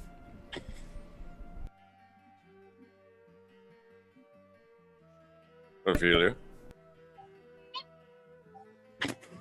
That squeak. Are you good? I'm fine. Okay, that's great. You did great today, by the way. Good job. By the way, Jeremy's totally writing Christopher's story down. Oh yeah, I kind of figured. Okay. I kind of figured. Like I said, Jeremy reminds me of that Snoopy ass reporter that gets into trouble more than he should. All right, boys, let's take some pictures. This is the story of Christopher Christian and how he was recruited to the Mouse Guard. Ooh. Oh, how dare you! You're not writing my ending. I'm writing a completely unrelated story. I don't know what you're talking about, Quincy. Quincy will remember this. I'm gonna check on Issa. Just lean over and whisper, You didn't get hurt when he fell on you, right? Mm-mm. Okay. So I think Issa this whole time, anyone that's kind of been observant of the other mice, which I feel like is only Ophelia for some reason in this case, will have noticed Snoopy. that exactly. Will have noticed that every once in a while, Issa's ears kind of twitched in the direction of the conversation, like she was listening very intently, but her eyes were focused on the flower crowns that she was finishing for Quincy and his cousin. So she knows what's going on, but she's staying quiet for now. all right. I give him back that letter, and Quincy says, you hold on to this and make sure it stays safe. As he slips it back into his backpack. Could I get a look at that letter? Just, I want to study the paper to make sure that I get Yes. good descriptions. He looks at you, and he kind of gives you a sympathetic look. He's like, "It's best that you don't look at it." Was there anything incriminating in the letter? Not really incriminating, but it almost seems like her plans for him are to completely forgo the whole pomp and circumstance ceremony, cloak him, and send him out to the wildlands. It's gonna get him killed. Kind of like he's not officially a guard, but he's out there as A merc. pretty much a murder machine. He's going out there to cause trouble. No. Pretty much his mission is to go out there and slaughter as much as he can. Okay. And there are hints in that letter that there are more like him that he will join. A sort of secret guard that she's put together to go out and pretty much expand the border by Shit. any means necessary. I should not have given that back to him.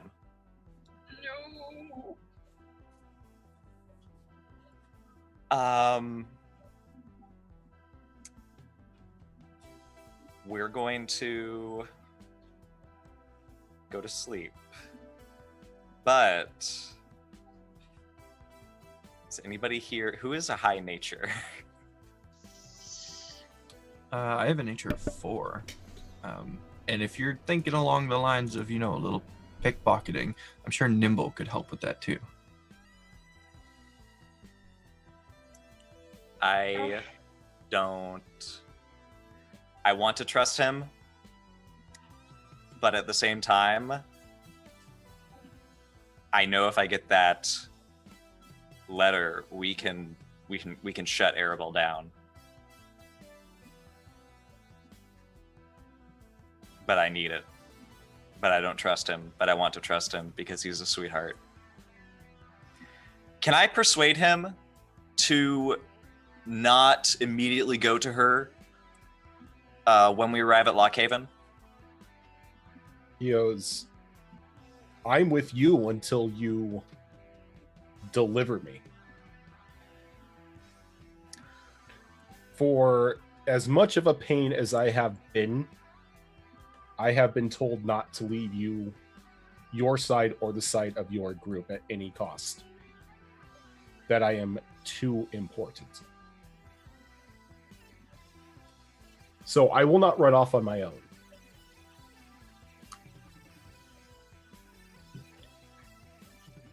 Besides, he nods his head. He's like, besides, you got the ear puller over here to keep me back. Yes, she has an express purpose. See that you do not impede it. He clearly makes it a joke. Yeah. I don't know why. I'm just tempted to tie my tail to his, so if he tries to sneak Oh! because I've got the long tail. All I true. can think of is like he gets up at night for whatever reason. He just ends up dragging you along. Because I don't wake up unless I smell food. All right, but then we're gonna leave. That's Or you mean rest? Or we're gonna rest. Okay. I was But like, we're leave. Oh, going crap. to go. We're gonna do. I'm gonna do, if possible, like the first half of the night to watch over stuff, Okay. and then I want Issa to go next. Okay. So 4. Yeah. Can you roll me a d10? But I like rolling d6s. But this isn't for a success. No, it's not. Okay. I So rolled a you're flat 10. a flat 10. Your watch goes without a hitch. Though you do see briefly in the distance as you are looking outside the slit of a tree, you see a shooting star go across the sky. I make a wish. And because you see this shooting star, you're sort of filled with like drive and motivation, as you take it as like a sign from a higher being that you must continue on your path of righteousness. And your next action, you're going to get a bonus dice. Thank you. It was fated to be. As always. And it's at this, I take it it's at this time that you would awaken Issa for her Mhm. watch. I tell her about shooting stars and that she should keep her eyes open for one. And she gets all excited and giddy at the idea of seeing a shooting star. Mm-hmm. And then Quincy sighs very deeply because everything that just happened has unsettled him to no end. Okay. Issa, Yes. I need that D10. Do you really, though? Don't I do it. do. It's a trap. It's always a trap with Rojan. It's always a trap. We need a TBH shirt that says that. I will make one. All right. So during your watch, Issa, again, nothing outside of the tree seems to happen, though. Around your watch, Christopher wakes up.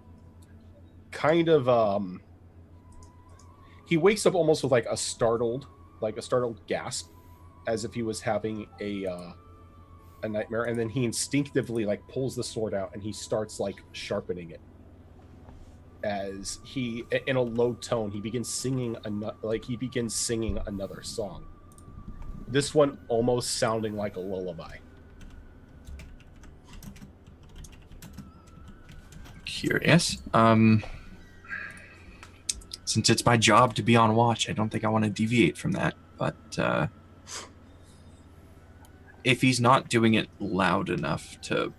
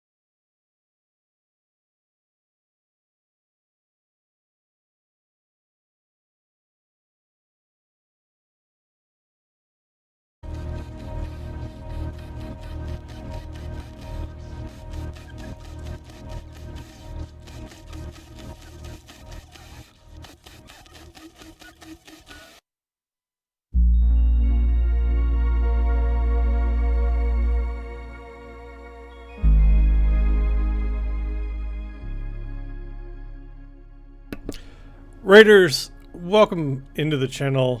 We were on break when you guys came over, but thank you, Unmade, for that raid. How's y'all's game this evening? We are in the middle of some mouse guard, and shit's kind of intense, so we're gonna jump right back into it. Welcome back, guys. Hello. All right, Yeah, so welcome back to the worst thing to ever come back to. Jesus. So we left before the break, and there had been some intense discussion about a recruit whose future endeavors were being questioned as far as where they would best pay off. We finally settled in for the night, had some watches go on, and I guess it sounds like middle of the night, early morning. A stampede of woodland creatures rushed by our mouse hole in the roots of this tree as an earthquake began to shake the area. A rather large earthquake. Think about, I'd say about 6.57 Oh, on Lance. the Richter scale. Okay. So the ground around you is breaking apart. Thankfully enough for you guys, your tree is still standing, but others have been decimated outside. And Issa's still at her post at the front, is caught staring down a snake that is lunging towards her in fright. But she, like, from behind her, she hears just this blood churning battle cry as she's pushed up against the out of the way against the side of the tree, and you just see Christopher's broadsword just go straight towards the snake's mouth, and it catches it in a point that it splits it from top to bottom jaw.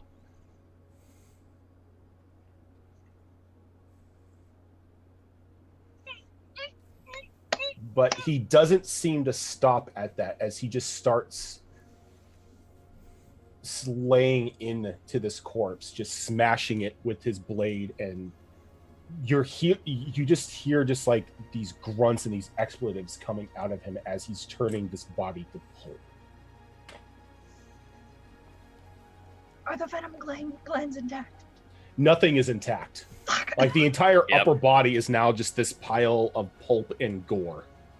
I want him to call this sword Meat Cleaver. It's technically what it is. Yeah. You know, it's classified as a broadsword, but the way he uses it is more like a meat cleaver.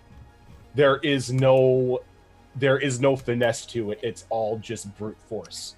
No, man. This is not. No. All you hear is a feeling, ho, ho, ho, ho, okay, it's dead. It's dead. It's dead, bro. I help Issa up and make sure she's not harmed. Physically she's fine, but her breaths are deep and heavy, and her eyes are wide, and she she really just had her life register what flash just before her happened. eyes. Yeah. Mm-hmm. Yes, that was very frightening. You had the correct reaction. And like, after a couple minutes or so, Christopher comes back in, like, the blade of his sword just like drenched in blood as he walks up, and he just picks up his bag and slings it over his shoulder, and he holds his hand out for Issa, and he looks Quincy dead in the eyes and just says, "We need to move." I think Jeremy's gonna look at Quincy and go, "Wait, weren't we escorting him? Why is he escorting us now?" We should definitely leave. Since this area is disturbed, lots of animals are going to be hunting around. We should move out. And just sort of... Quincy frowns at Jeremy, just sort of a bit disheartened. Almost helpless. And we should make haste to Lockhaven. kind of just like that, the sad realization as to why, you know, he's being recruited as a murder machine. It's not right. Got temper. He needs therapy. And he doesn't even seem to take time to clean the blood off his sword. As he still lets you guys lead, and you know, he has like this intense look on his face, but he's sticking with Issa, and Issa can just like hear like the drip drip drip of blood coming from the edge of the blade as you're walking. Because that doesn't make a shy, timid mouse uncomfortable. And the path before you now is cracked and broken and uneven. There are trees, and there are trees all over the place where you can see large like hoof prints of deer and marks of like other like snakes and like larger creatures that have fled the area after the earthquake. So And- can I use my like Ravenwise to see if there are any around and then communicate with them? Yeah, go ahead to- go ahead and roll me your Ravenwise. So what I'm trying to do is get them to like scout out and give us a clear path forward. So with Wises, how does this work? Do I just roll the 1 point that I have in Ravenwise, or do I add anything to that?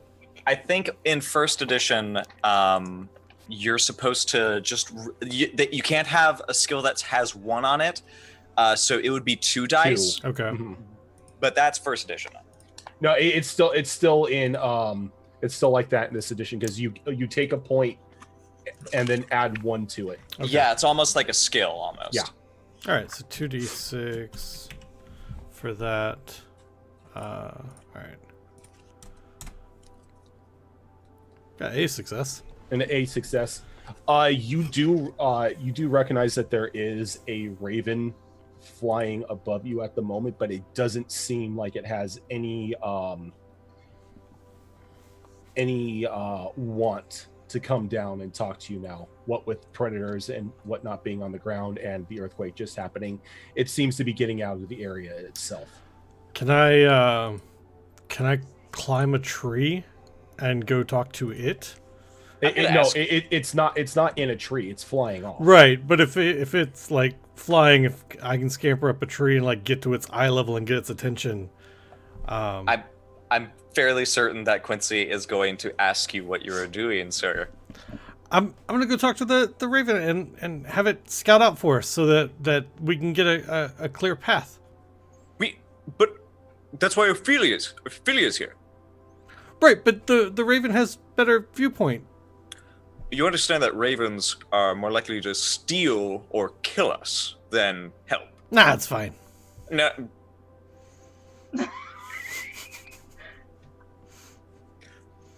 I mean, if they steal us, then maybe they'll put us down somewhere safe.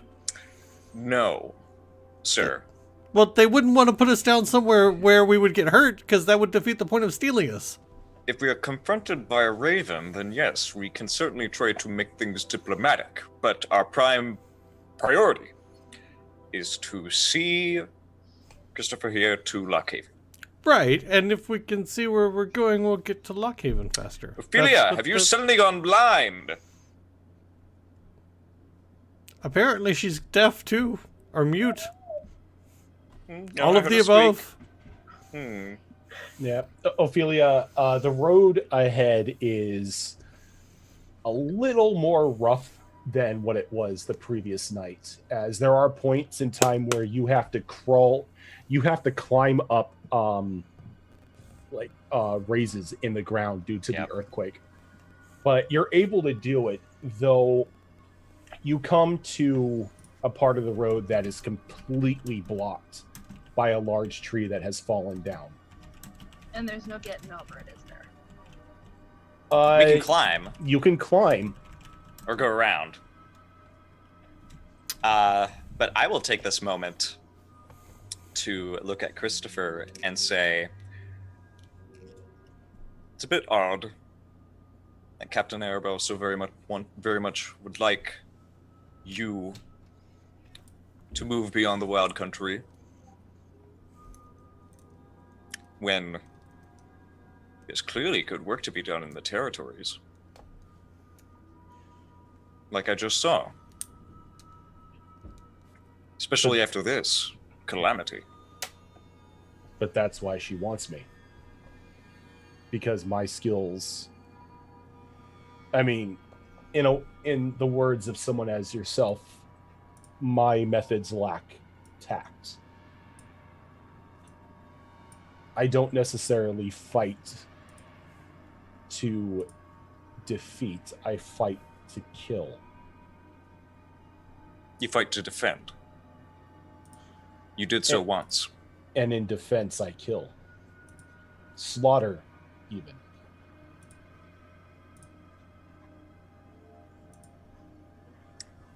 I would not wield you in such a manner. Well, unfortunately, you weren't the one who purchased me. She didn't just purchase you.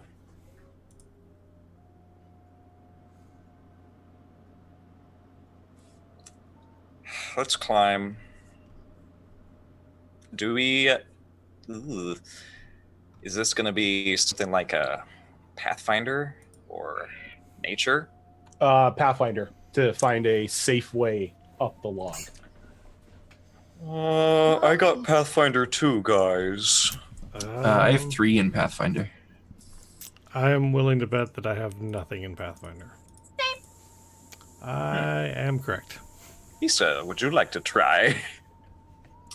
I could probably, well, depending on the tree and stuff and surroundings, add nimble to that as well, since it's Sure. climbing. Yeah. Nice. I'm going to help with Pathfinder.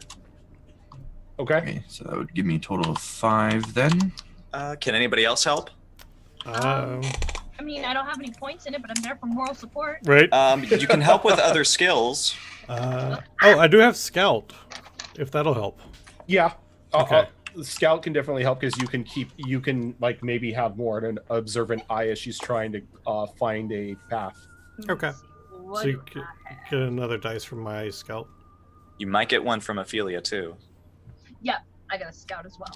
All right, Okay. so that'll give me 7. 2 successes. Okay. It takes a little time, but you're able to find a safe climbing route up the tree to where you and the other mice can get up to the top of it.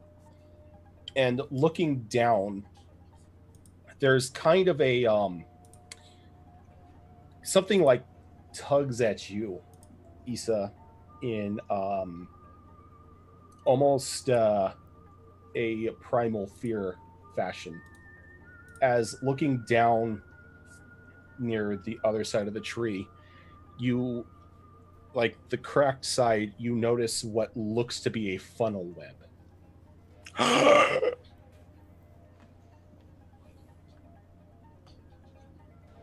How close to me is Christopher? While he wasn't holding your hand climbing, he's still there.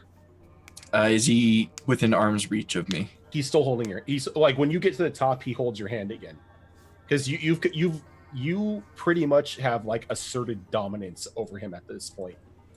Okay, so He knows that if he were to try to run off, you would probably pull his ear again. I think my reaction to that would probably be to cover my mouth so I don't make a single noise because I don't want to alert this thing, and just frantically tap on Christopher to get his attention, and just my eyes are fixed down at the web. Do the rest of us see? He even doesn't give like an inclination that he wants to go near it. He gives out a low grunt towards Quincy as he like motions his head towards like the base of the tree where the funnel web is at. Ooh. I wag my finger at him. You stay back. We're going around it, if we can. He whispers, "There's a good chance it's not there. I mean, after the tree falling over, it may have abandoned its web. So we may have to keep an eye out of it being out in the open." I look around wildly. Okay. Up, down, all around. So up the tree, like almost near the top of it, you do see the spider, but its back at the moment is to you, and it's this large brown tarantula. We run. But it doesn't seem to notice you. It seems to be climbing up, not climbing, but walking the other direction, near like the tip of the tree. Okay. So I think Jeremy pulls his hook and line out, and is gonna like stand guard as the rest of them pass, like behind him, between them and the tarantula, just in case it turns around. Yeah, we should rappel down. I or anyone else recognize this as natural or unnatural behavior for the spider to be moving the way it is in the direction that it is? In this situation, no. Since there's Okay. a lot of panic around in the area, the basic psychology of like what you know of the predators in the forest doesn't really apply. Okay. Because everything is just in a frantic state. Even after that, the earthquake is settled, everything still sort of has the jitters. As like every now and then you get like brief aftershocks. But I think Issa is going to have to pathfind again to find a safe way down. Okay. Well, as Same we're roll with assistance from everyone? What's up, Ophelia? I was gonna say, as we're kind of retreating away, the only thing coming out of Ophelia's mouth is like, I could make anti-venom. Stop touching all the creatures, Ophelia. But, like she's torn, hopping between her feet. It's like, I'm scared to death of this, but I can save so many lives at dance. It's not worth it. It's not worth it. So same bonuses on this roll? If everyone is still assisting, yes. I don't know that I can assist since I'm standing guard. Okay, we'll drop the last die off of that roll then.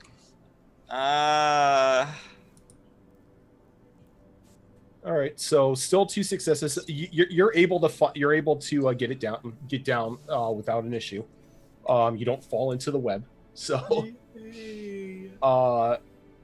and you get down on the ground, and just for, like, you glance into the funnel web like briefly the way that you go down, and you can see that there are destroyed egg sacs inside of it.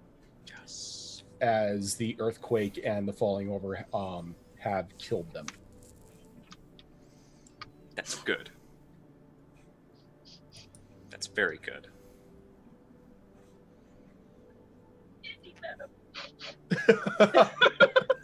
I was wondering if Jeremy or Ophelia were going to charge in for the attack. I thought about it, but I also think with everything going on, like Jeremy would have actually like, all right, somebody just needs to stand guard. So he was ready to fight something if it turned that way, but he wasn't going to go seek one out in all the chaos. Mm-hmm. But you're able to get over the tree, and like half the day goes by in your travels, and you're feeling around the same level of exhaustion that you did at the end of the last travel, and that's only because you've had to do a lot of climbing, and a lot of you are shaken up because as you are walking down the pathway, you do see remnants of mouse bodies that have been crushed under fallen logs and trampled by larger beasts.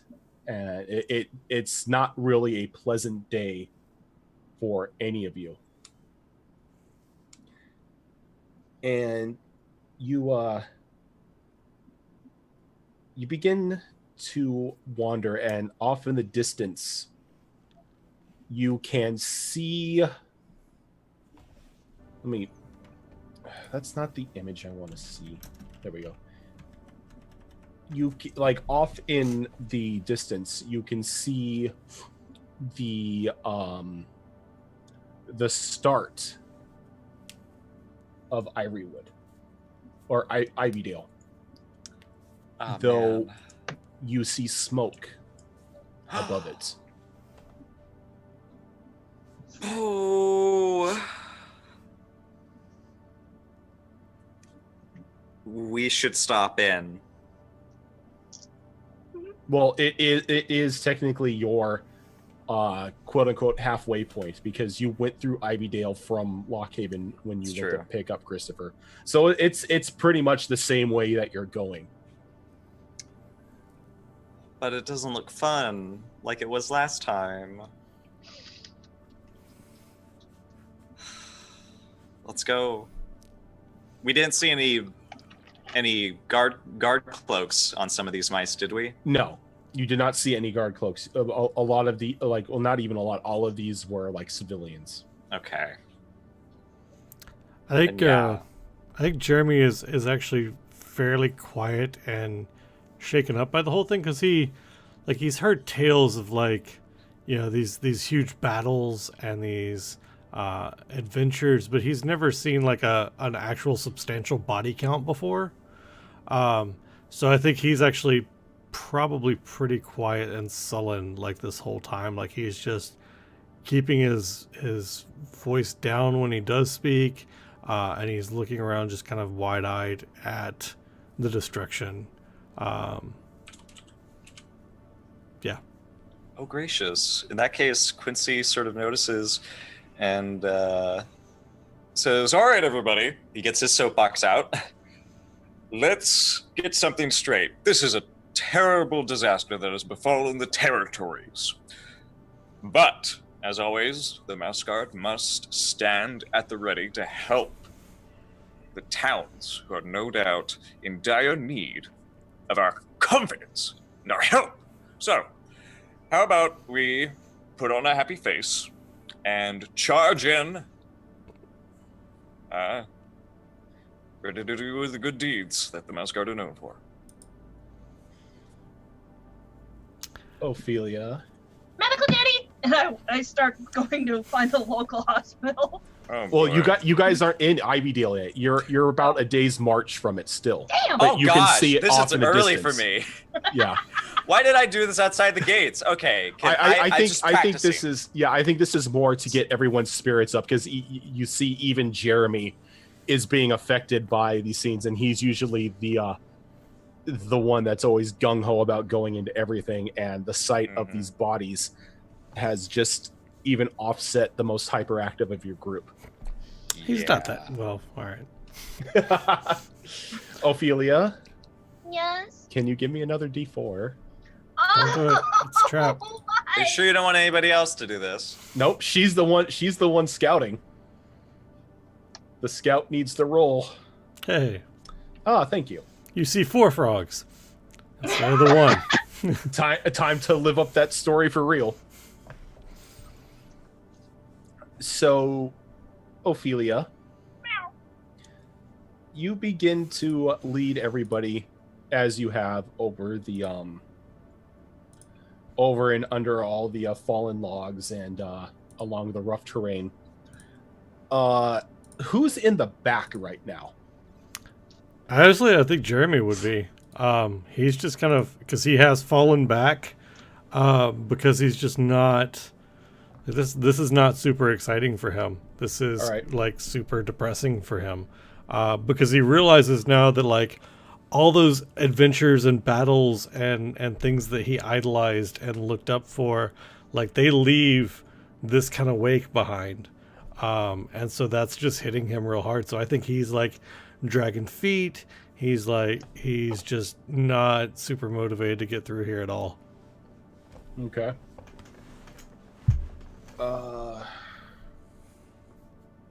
Trying to see something here. Ooh, okay. Can you give me a roll for your open ground wise? Yeah. So it should be 2. Do I get any help from anybody with this? Mm-mm. Okay. This is just you.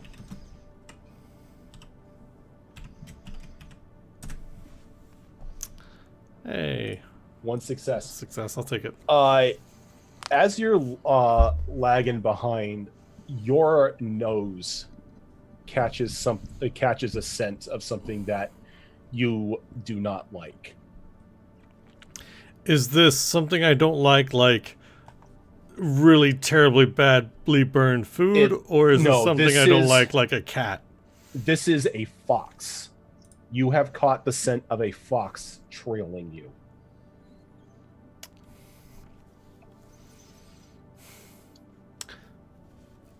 So I'm torn. Because on one side of Jeremy wants to best Christopher's story.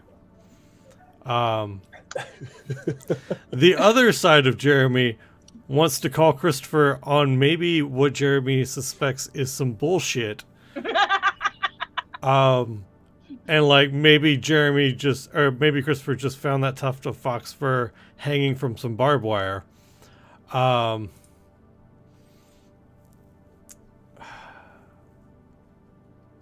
feel so bad for Quincy right now. Because the only one that knows the fox is on them is Jeremy. Jeremy. God, I don't know what he would do. Actually, yes, I do. It's gonna pull Jeremy out of that terrible, like, depressive fog and funk that he was in, and he's just gonna pull his hook and his line out. He's not gonna say anything to anybody, and he's going to try to flank the fox. Ooh. Okay. Is he trying to just sneak off and not let anybody else know this is going on? Yeah, like he wouldn't say anything to anybody because all of a sudden there's adventure and there's a story, and if he can prove that he can handle a fox just as well as Christopher, then that makes him a hero. Okay. Because he's seen the recognition that Christopher has gotten. So Jeremy, like the way I see it, Jeremy starts slowing his pace and getting farther and farther away from the group. And then once he feels it's a safe distance, he ducks into like the side brush. Yeah, pretty much. Okay. And you begin to stalk the fox. So what I need you to do is I need you to this is going to be a hunter roll. Since you're technically trying to get around it, everything. I need you to hunt it. I don't have anything in Hunter, so about that. Whoops. So he only uses what, half his nature or his health?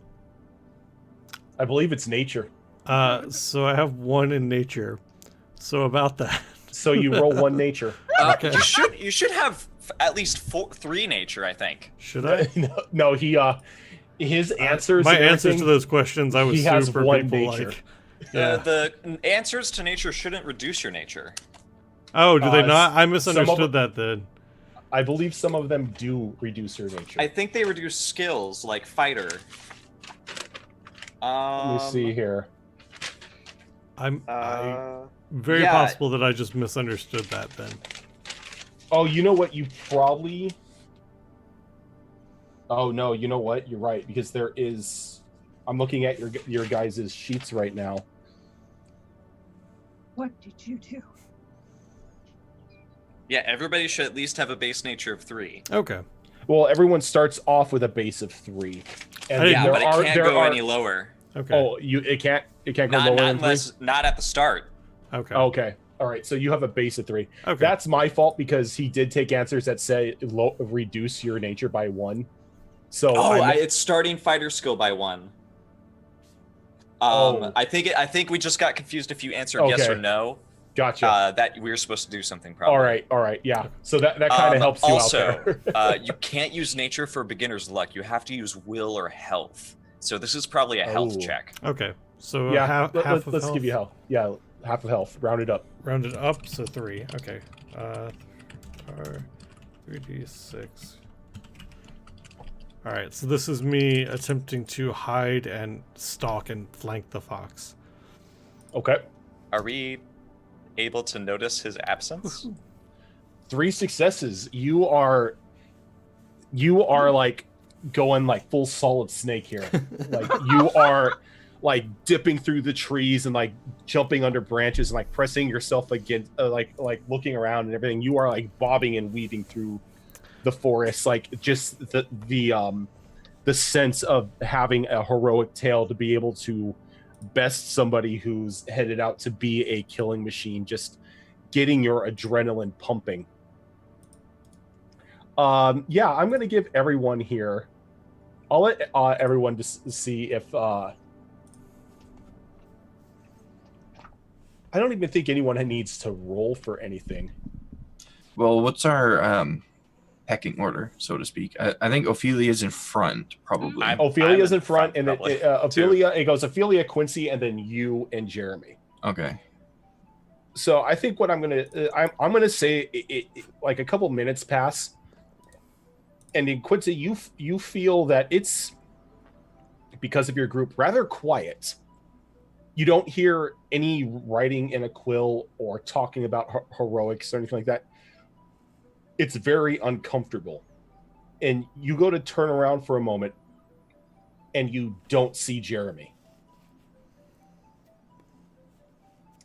And I sort of like try to like peer around Issa, and then I start to circle Issa. She just kind of watches him curiously. I stare at her, and then I explicitly go like this behind her. What? Where did the storyteller go? I thought he was with you. He can't be, because you would have seen him. I was looking at all the flowers and stuff. Ophelia, this is a lesson. You do not wander away from the group like this. Where is he? And Quincy starts charging the other way. I look for him. I start yelling his name. Okay. But I say, guard mouse Jeremy. Okay. So since you are trying to look for him and he is right now being a shadow in the woods, I'm gonna need you to give me a hunt roll. Hunt? Yeah. Do I use my my special my star, my guiding star? Yeah. You Okay. can use your guiding star. It's gonna be 4. Do I get any helping dice, or is this just me? Depends who else is helping. I don't want any helping dice because I'm using my trait independent. Okay. Quincy is 3 successes. Oh Wait, wait, no, did I roll? no. Oh, 3 well, successes. apparently, I called it. did roll. Okay, so you lead the group through the brush, and you find Jeremy's tracks, and you begin to follow them, and you turn a corner I stop around a tree. and I turn around and I look at Christopher and say, "What did you say to him?" I haven't said anything since we left.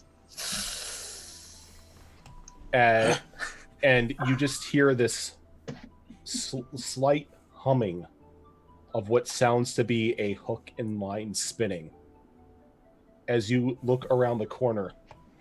And almost predator style, Jeremy is on a log that has fallen over like this small gap of earth, and like looking down underneath it is the fox, completely oblivious to Jeremy being there. Oh my god! And you can just see the look in Jeremy's eyes, and you know what he's planning. What do I do? What do I do? Did I didn't happen to hear them walk up, did I? No, you didn't. You like your whole focus is on glory at the moment, as you have successively hunted and stalked this fox, and you are now like over it, poised to attack. I forgot. I have a spear, not a sword. I want to throw the spear. Yes! What are you gonna throw it at? Fox face. Because I think I don't know how surprise attacks work in this. I They don't. believe they don't. So I think like at this point is when we start doing Could I throw my spear at Jeremy, but like not to hit him, just to like signal him we're here and you fucked up. you can do it with the maneuver. Okay, that's understandable. I think we can just go into conflict in that case. Okay, so we are going to do this in conflict, and since we now have multiple teams. We have Jeremy on his own, about to try to predator the fox, and then we have Ophelia, Quincy, and Issa. Yeah. Or we may even have 3 teams. So I don't know if Issa is going to do anything. That depends on whether or not we can actually see what's happening from where we are. Oh no, you can. You're with Can? Quincy, and you see what's going on. Oh, we went See with this naughty Quincy. boy? Okay. Yeah, and you guys followed him, and you see the same thing. You see this crazed look in Jeremy's eyes as he's spinning this hook and line, and you see the fox just walk underneath him, as it looks like he's just getting ready to jump down in some blaze of glory, trying to slay this thing. So I guess I had the question of, can somebody join a party mid-fight? Or do the parties have to be formed? The parties Before have to be everything formed starts. before combat. Okay. So that's why I'm trying to figure out what the parties are like. Because right now you've got Jeremy who's soloing it because he's getting ready to attack, and you have another party with Quincy because he's trying to stop Jeremy from throwing his life away. I think Issa and Christopher will probably be in a party together. Okay. Okay. So we've got Team 1, who is Jeremy. Oh, So I'm just gonna boy. put Team Jeremy, Team and Jeremy. then Team Quincy, and then Team Got it, Issa. Ophi. And then over here I'll put the fox. This is not good. This is not good. This is very bad. It'll be fine. It'll be fine. Any of So- players from my campaign, if you're watching, I'm showing you Hashtag again. Team Jeremy. I'm showing you again why foxes are bad. Okay. Hey, Oh, the fox. Like, I'm looking at this, and this is going to be interesting. So, everyone, we now have to roll disposition. Yes, we do. So before we do anything, we've got Team Jeremy. Mags, is Ophelia gonna be with Quincy or? Yes. Okay, so we got Team Quincy, and then we got here. Team Issa. So Issa will roll disposition for her. Oh God. Quincy will roll disposition for his team, and Jeremy will roll disposition for himself. So let's get those dispositions rolled. So I'm getting helping dice from you, Ophelia, right? Yes, absolutely. I'm so proud of you. We got this. I'm gonna teach you how to kill a fox. Just kidding. So Apparently, 3 successes? maybe. 3 successes. So Team Quincy and Ophelia have 7. Jeremy. All right, I'm remembering I'm rolling my fighter for this, and I have a base for my health, right? So it's 6d6 plus my base. So I start at 5, and then I have. Well, I don't think you roll 66 because you roll your will, I believe, your health or will for the start.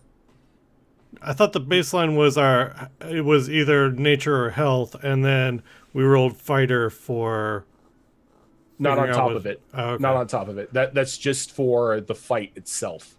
Okay, I swear that's what I did last time. All right, so That was because you had so many mice with you. okay, so then my disposition's 5 because that's what my health is. So you have 5. And then Your fighter? What is your fighter? 6. yeah, your fighter. Okay, you know you're right. Okay. So I've got a disposition of 11 then. Okay. So I got 6 successes off of that. Issa. So I get a bonus from Christopher, right? One bonus. Yeah. Okay, so I'll be rolling. Christopher is going to help you. I'll be rolling 3 then, since I have no fighter, so it'll be half my will. Correct? Health this time. Health. Well, my will and health are the same, so.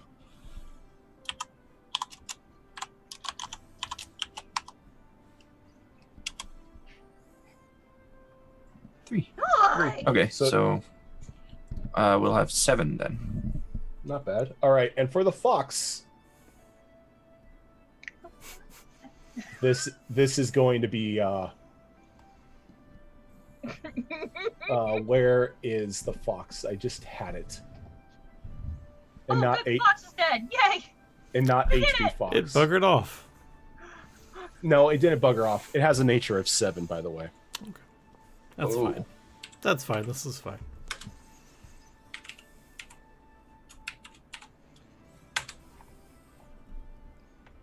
Hey. So it has a total of 12. We need goals. Yep. How- You all need goals. How did 12? Yeah. 11?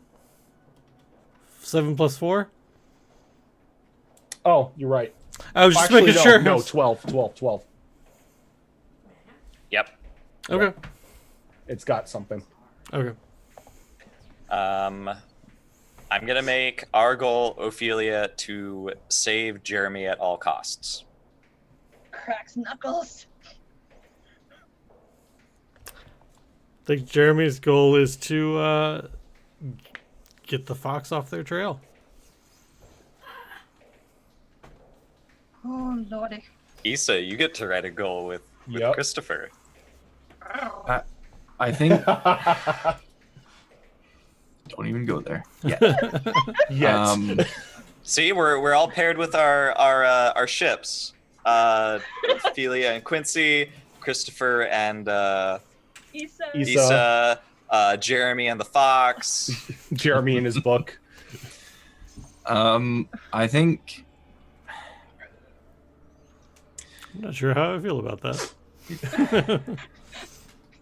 I think Issa's goal would just be to make sure that nobody is hurt. I don't feel like me and Issa's goals align very well at all. No, but then that's probably perfectly normal for this team. What's the fox's goal gonna be? Dinner. Yeah, Fox's goal is dinner because he's been hunting you. Yeah, I thought so. Damn. So pretty much fast food is coming to him. Okay, Ophelia, do you want to go first, or do you want Quincy to go first? I will go first. Okay, Okay, so Ophelia's going to second. go first on Team Quincy. Jeremy's going first on Team Jeremy. And Issa's going on Team Issa. Because unless she makes an action, Christopher is not going to move. Fair enough. So we're going to start off with Jeremy. Well, actually, no, we'll start off with Quincy because he's going to throw his spear. Attack. Okay. Oh no, it's Ophelia. No, You're no. going first. Sorry. So before we do anything, all the teams make sure you have write down somewhere. So this is a multi-team thing now. So Yeah. write down somewhere what you yourself are going to do. On all 3 actions. Because the fox can target pretty much any of us now. Okay. Oh man. Actually, then it should be different. It should be this way. Actually, I'll think I'll do maneuver on my action, Oh. so I can set up your 3rd action, hybrid. Okay. What are you gonna do first, though? My action was going to be whatever it takes to get up that log and over to Jeremy and tackle him away from the fox. I like that. You gave me the goal of save Jeremy. Yeah. Okay. I think that's an attack. Okay, I'm going to tackle him to the top of the log. It's like, shh, don't. Nice. All I could see is fix the broken bone. I can't fix stupid. Ophelia just like Naruto running towards Jeremy as she's like running on the log. With her tail streaming With her behind tail. her. Yes, this little delicate flicker as she runs. Yep. All right, and then I'll do maneuver. What's your third action? Attack, feint. Oh gosh. Because we need somebody to do damage.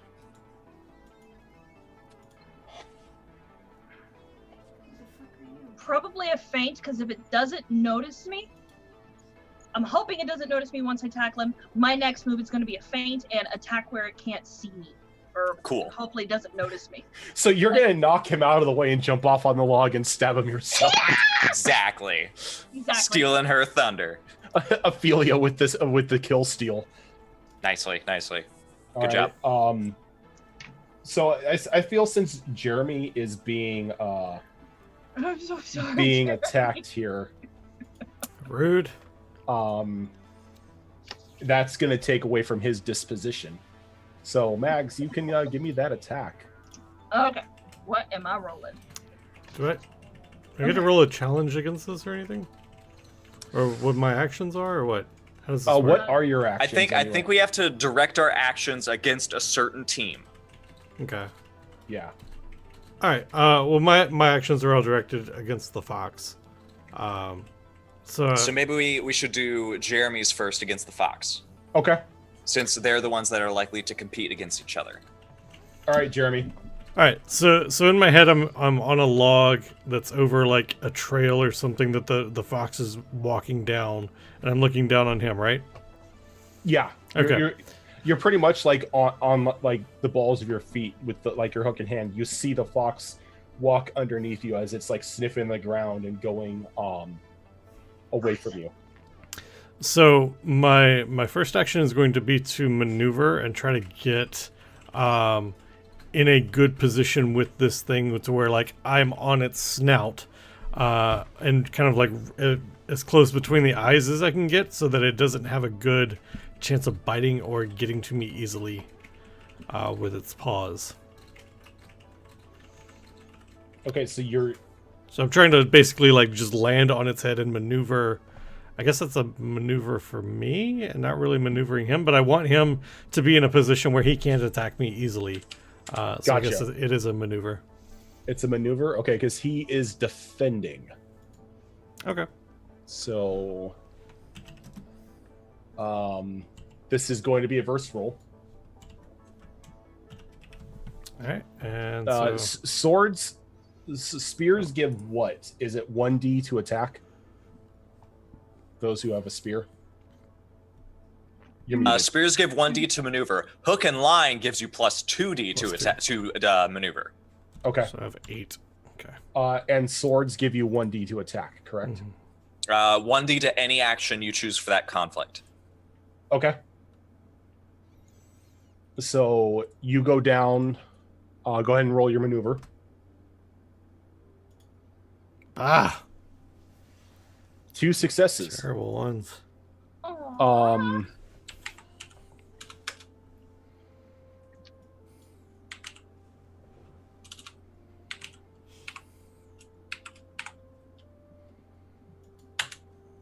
It has 2 successes as well.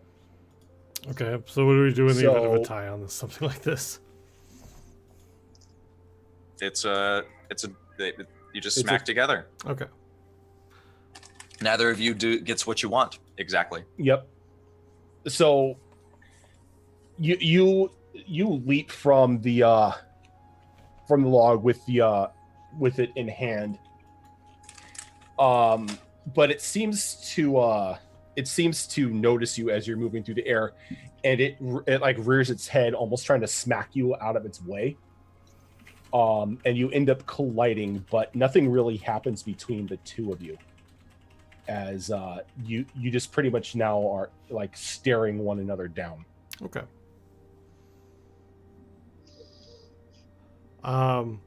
My next action was an attack. Hmm. I actually think now Now it's Ophelia. Okay. now it's Ophelia. So Ophelia, do your thing. Okay. You have helping dice from me. Yeah. Okay. So, what am I rolling? Because I'm on a very tiny monitor. So, what am I working with here? Maneuver. I've got maneuver. Okay. Oh, fighter. Yeah, with my fighter skills. So, that's So that would 2, be And I'm not a good fighter, but yeah. I can do it. So that's 2 plus 1 from you. and you're using your sword, right? Yes. Are you gonna have attacks be your action? That will get us one. I think so, since my what I was attempting to do was tackle him to the ground. But since he's not where I was planning on him being, I'm gonna follow him off the log and onto the fox. Okay. Gotcha. So this would go off of the fox's next action, right? Yeah, Would it? I would assume. Or would this so. be a completely different action since there's 2 teams now engaging it? It might be the way I kind of thought it would be run, because I've never done multiple team conflicts, is that each team directs one action towards an opponent.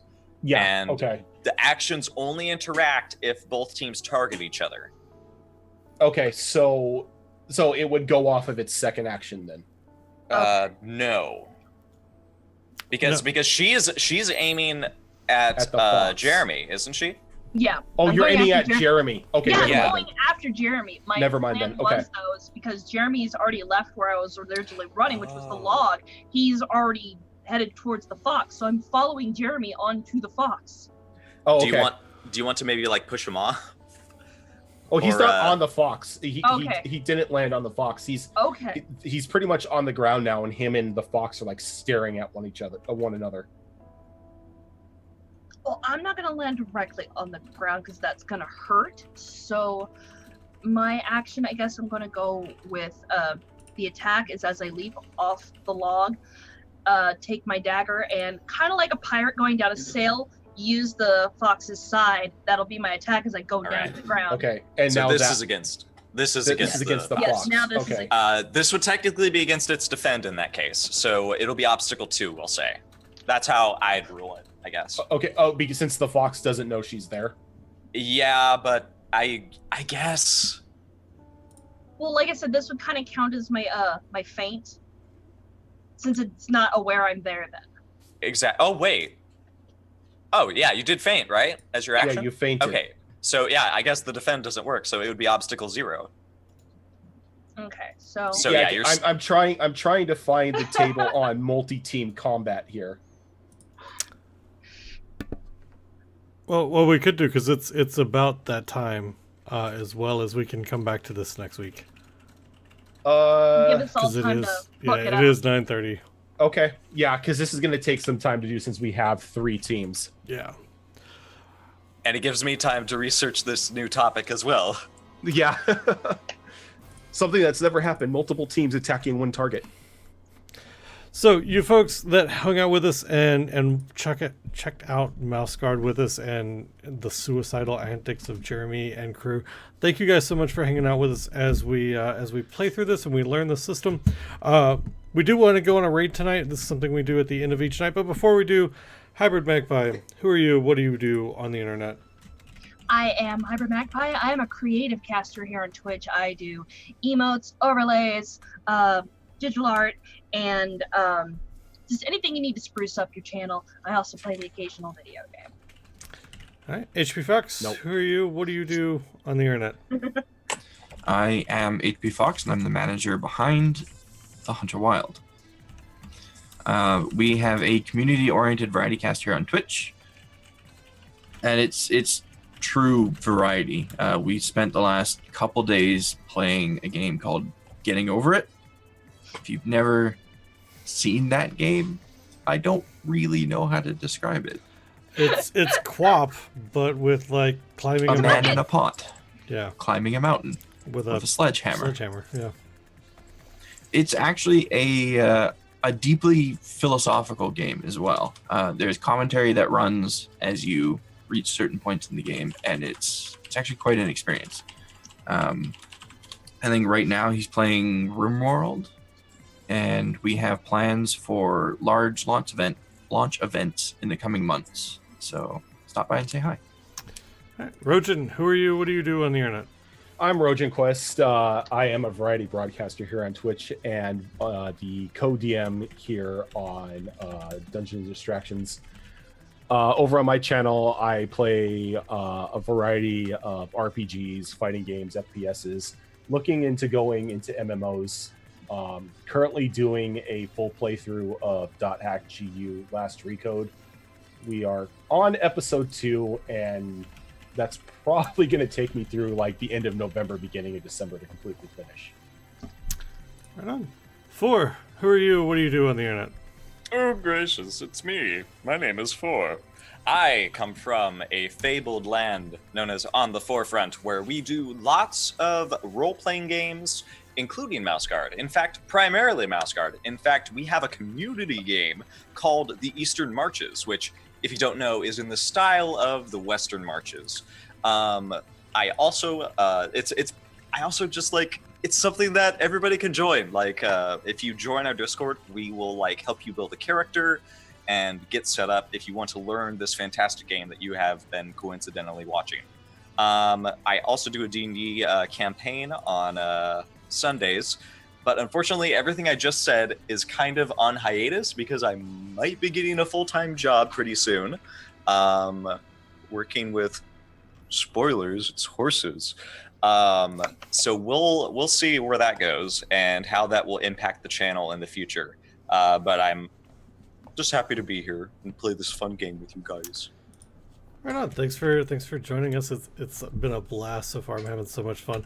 I'm Apius. I run Dungeons and Distractions here on Twitch with Rojan, and we have currently, I'm just going to go ahead and say, 3 shows a week. We have our Tuesday night Gibbering Mouthers, which is a 5th edition planar jumping insanity game of Dungeons and Dragons. We have RPG Mixtape, which is this show on Wednesday nights where we pick a new game to play every month with a new guest star. And then on Sunday nights, we're doing a game called Blood Moon Adventures, which is our 5th edition Tomb of Annihilation game. And we are having a lot of fun with that. Speaking of that, we're going to go raid one of our members from Blood Moon Adventures. We're going to go raid Spooner Sloth. So what I want you guys to do, I'm going to try this raid command, which I've not actually used yet, and we'll see how bad I fuck it up. But go ahead and copy the raid command, which is, I heard there were dragons in here, and then once you see Spooner's channel pop up with this raid feature thing, just go ahead and paste it in there, and we're going to go show him some love and support. Thank you guys so much for the evening and the great game, and we will catch you next time. Alright, so this is going to be really awkward as I sit here and watch this timer, because I'm just not sure what I need to do, if anything. Nothing. So, okay. It's a 30-second timer, and it automatically does the host and sends people over there once that timer runs out. Fantastic. Okay, I just was like, there's a countdown thing, and I've got a cancel button, so I don't know that there's a whole lot that I can actually do here. Juicy. That's what you do. I sit here and I talk awkwardly to you guys and to the chat for 30 seconds while this thing just slowly counts down. And That's then exactly. apparently That's exactly and I can watch the number go up and down as to people that are going to go over for the raid. I don't know. This seems, I need to think this through a little bit more. But next time I'll just... No one figure gets out it right how on to their do first it. time. Yeah, it's fine. Thanks for watching, everybody. We will be back Sunday night for Blood Moon Adventures. And the timer ran out, so everyone's sent over. Do it.